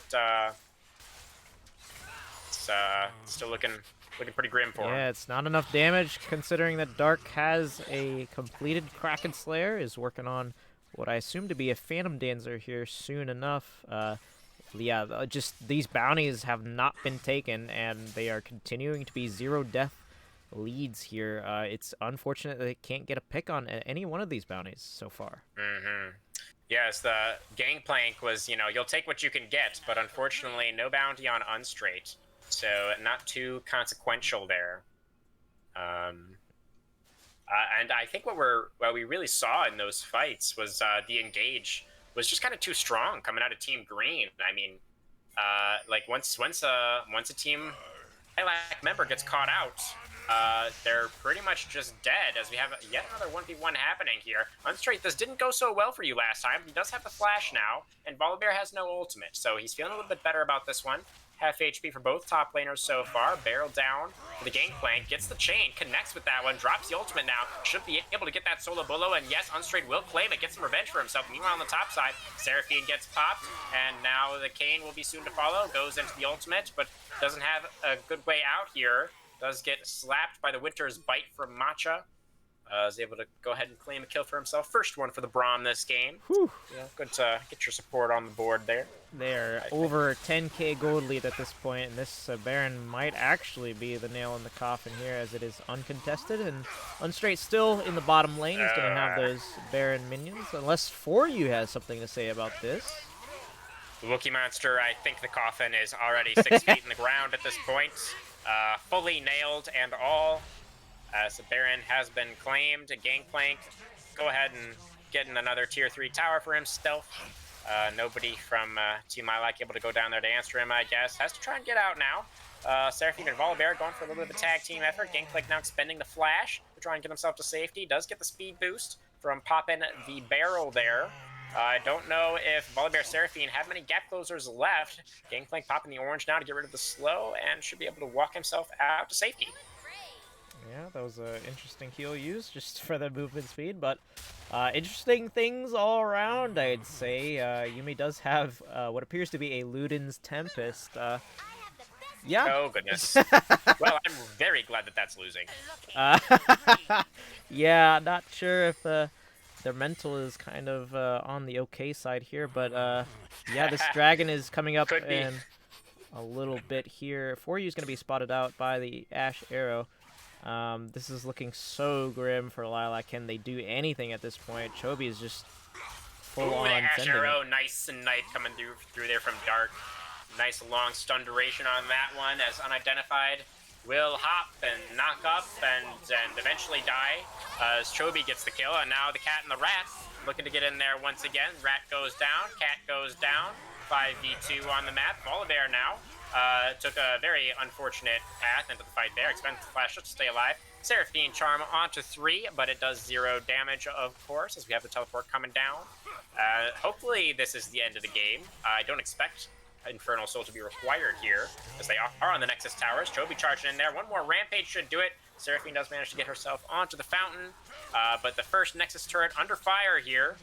Braum quite low, but we have some respawns coming through here from Kayn and Twitch, but Volibear has gone down once again. One Nexus tower remaining. Kayn trying to make something happen. Unidentified with the knockup, it didn't have the ultimate. Now Diana going back in there with ultimate onto 2. And that is the game. Congratulations, Team Green. 2-1 on the series. Meme Team of Dreams takes the series. Congratulations. What a series. That was definitely an interesting game for sure. Let's take a look at the damage charts real quick. Yeah. Yeah, to no surprise, the Unstraight on Gangplank will do the most damage in that game. I'm going to go ahead and end the predictions, and we have to Oh yeah, we're making choose. money, boys. We have to choose Cha-ching! a MVP. All right. Who's your Pog? That's I mean, Gangplank most damage. And he had some decent KP, but he didn't have anything on Chobi's KP or Brahms for that matter. Yeah, 7-0, 8-0 for the ADC and the mid laner, respectively. Really strong performances out of everybody on Team Green in that one. for sure. And let me get this prediction started up. I gotta type in the names, so give me 1 second here. Yeah, definitely very close between these two squads for a while.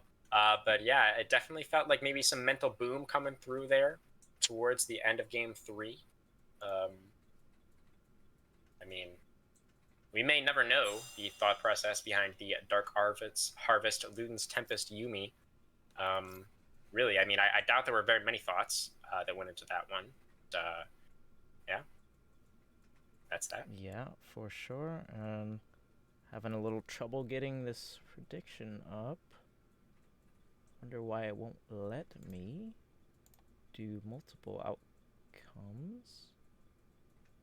Yes, Twitch chat requesting Primus be in the vote. I believe he was the top laner for Team Green for the first 2 games.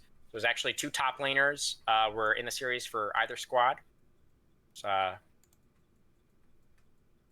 Yeah, Unstraight. there's a lot of Primus votes in the chat already. Primus winning the fan vote, that's for sure. I'm gonna try to get this prediction up, but if I can't, it might just actually have to just go with what the fans say.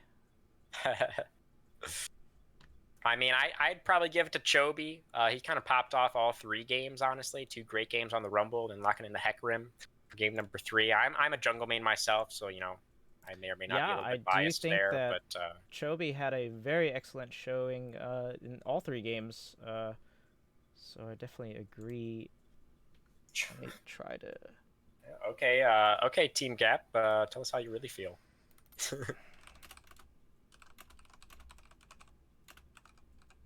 Somebody said something about a 1v1 as well. I'm not quite sure what's going on with that.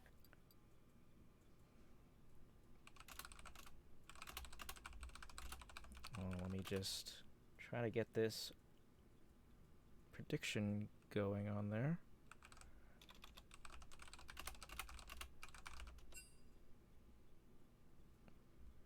AP Twitch did have the most damage on his team. He was going for Death Cap second. Didn't quite get there, but he tried. All right, I'm gonna have for you put up that. Oh, jeez. See, I do that, and it won't.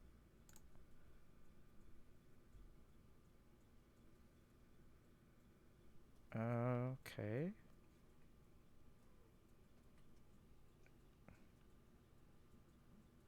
What are we predicting this time, Wookie Monster? We have to choose an MVP, or the chat has to choose an MVP. Okay. Yeah, apparently we're streaming a 1v1.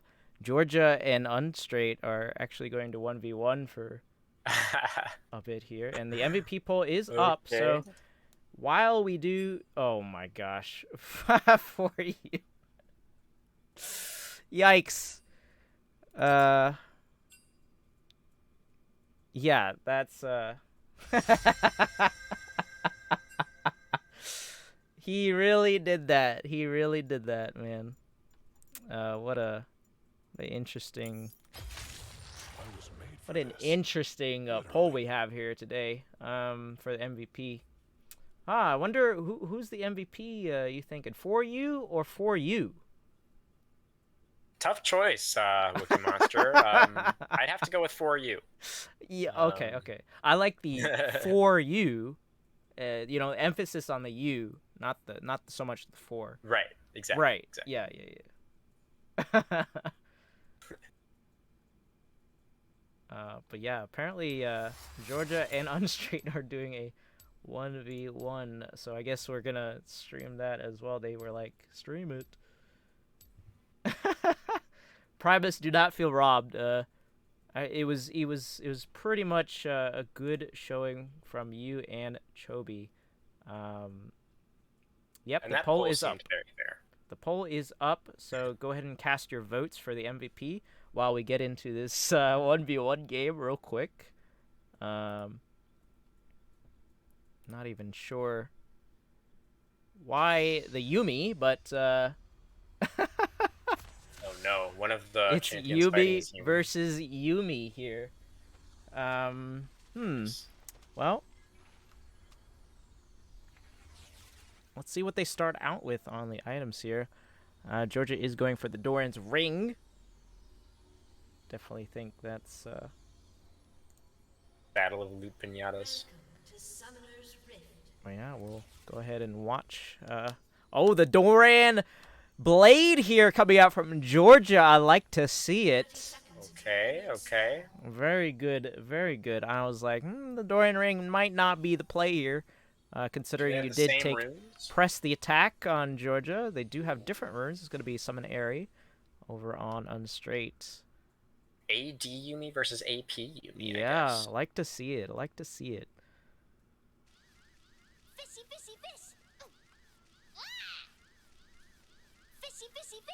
And Unstraight has not shown himself in the mid lane yet. There he is. He's going to emote as well. Sporting the same skin. I like to see it.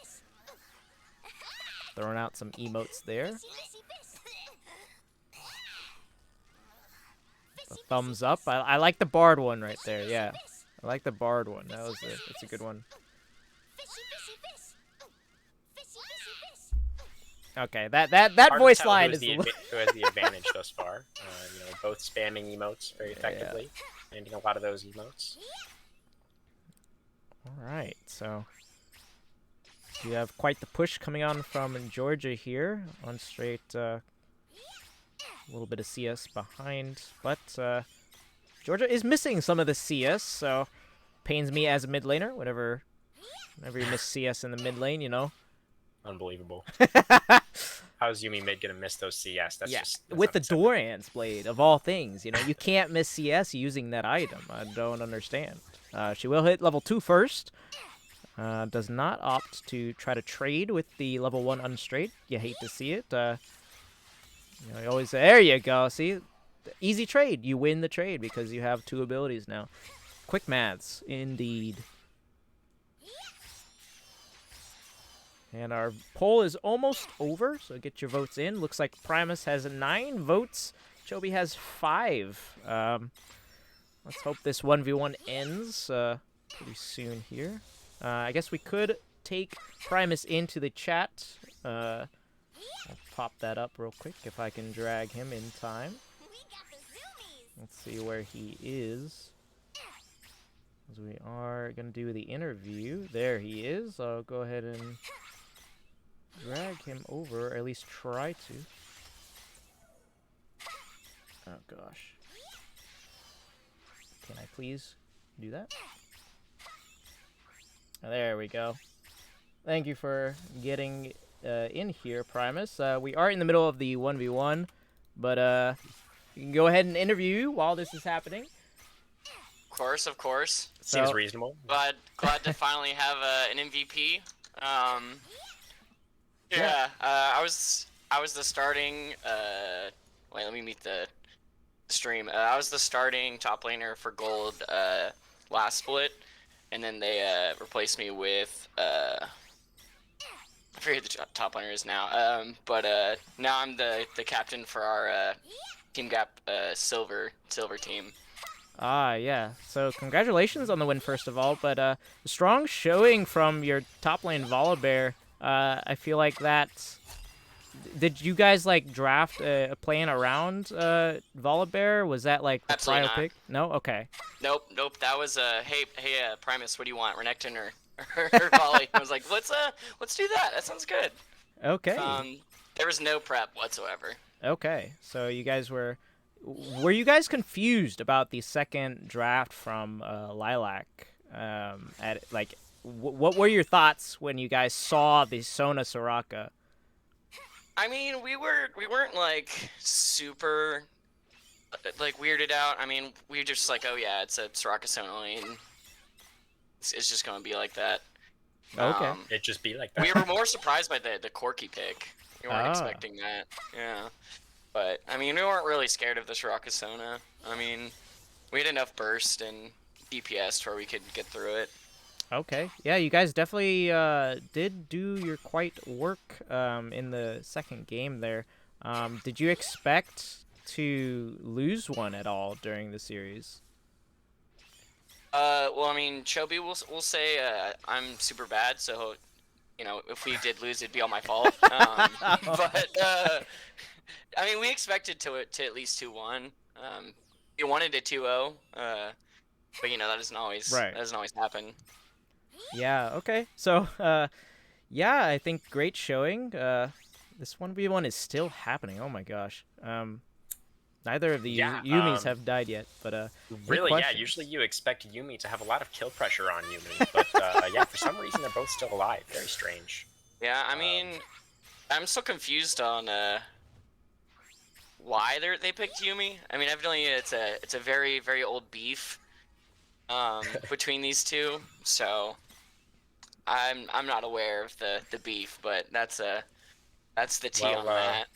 Speaking of beef, Primus, I believe you were on the Cho'Gath in game number 1, if I'm not mistaken. You were the Right. Cho'Gath into the Scion there. I mean, I was teased a little bit as we were starting up the series here to expect a lot of fighting up there on the top side. I'm Yeah, a little it bit was- curious how you guys ended up on a couple of tanks up there. It was just a big wet noodle fight. Yeah. I mean, they want you know, the team wanted, you know, a tanky top laner, so I was like, just give me the Cho. I mean, it's a good matchup I- for the Scion. I like the counter pick. Yeah, and you know, I mean, whenever he tries to drop the hammer or drop the axe, I just press W, which he obviously realized after, you know, fairly early. So I mean, it wasn't really a high kill lane at that point. I will say my positioning was not the best. I hadn't played all day, so it was I was still waking up, You know how it is. waking up the fingers. But yeah, I mean, I think that was the main reason we lost that first game was just bad positioning, not being able to get the vision we wanted. Okay. Fair enough. Definitely seemed like your guys' team coordination improved a lot over the course of the series. Right. Yeah. Which I mean, it was, you know, different because I hadn't played with this particular team in a few weeks. I'm just subbing, but Right. so I mean, we had 2 subs, so it was that's, you know, probably the major reason why coordination wasn't there. Yeah. Well, you guys adapted well, and I think it was a good showing. What team do you expect to kind of have a little bit more difficulty next? Is there any team you're looking forward to facing in the series? I mean, for us in particular, we love playing against 4U just because he's him and Chobi have a very fun dynamic Okay. like if beef, but I haven't been paying as much attention to the Gold League. I've been prepping for the Silver League, but I believe Blue is always a good one. So we'll see what happens. Okay, sounds good. Well, great showing from you. If you have any other shout-outs you want to do, go ahead and shout them out. I mean, Chobi obviously in terms of play was the MVP, but I mean, I'm not upset about being the fan Yumi, the favorite. 1v1 is over. Ignite goes There it is. down. There it is, and Darn Georgia gets takes the the 1v1. victory. Yeah, and obviously shout out to Team Green, Matcha, bringing me on. You know, Okay, yeah. it's funny how the entire actual split where I was a starter never got an MVP, but you know, here we are. Well, here we are. You improved your skills and came back with a vengeance, so good job for you. And glad to see that you got your chance here in the spotlight. So enjoy your win. I know it's late, so a lot of people have busy schedules for the weekend ahead. But yeah, that's going to be it from us for today. This was an unexpected series. We weren't expecting to actually stream this series, but thank you to all that came. We had a great time, and from myself, Wookie, and Newman over here, casting for the first time for us today. Great to see you here. we'll have you back for more games for sure. Seemed like everybody liked you a lot, so thanks for coming. Absolutely, my pleasure. Happy to be here. Looking forward to some more entertaining matchups here in the Team Get League. All right, and that's going to be it for now. We'll catch you guys next week for more games. I don't know why my video went off, but that's going to be it for us here at Team Gap Lowell. Check you guys out next week.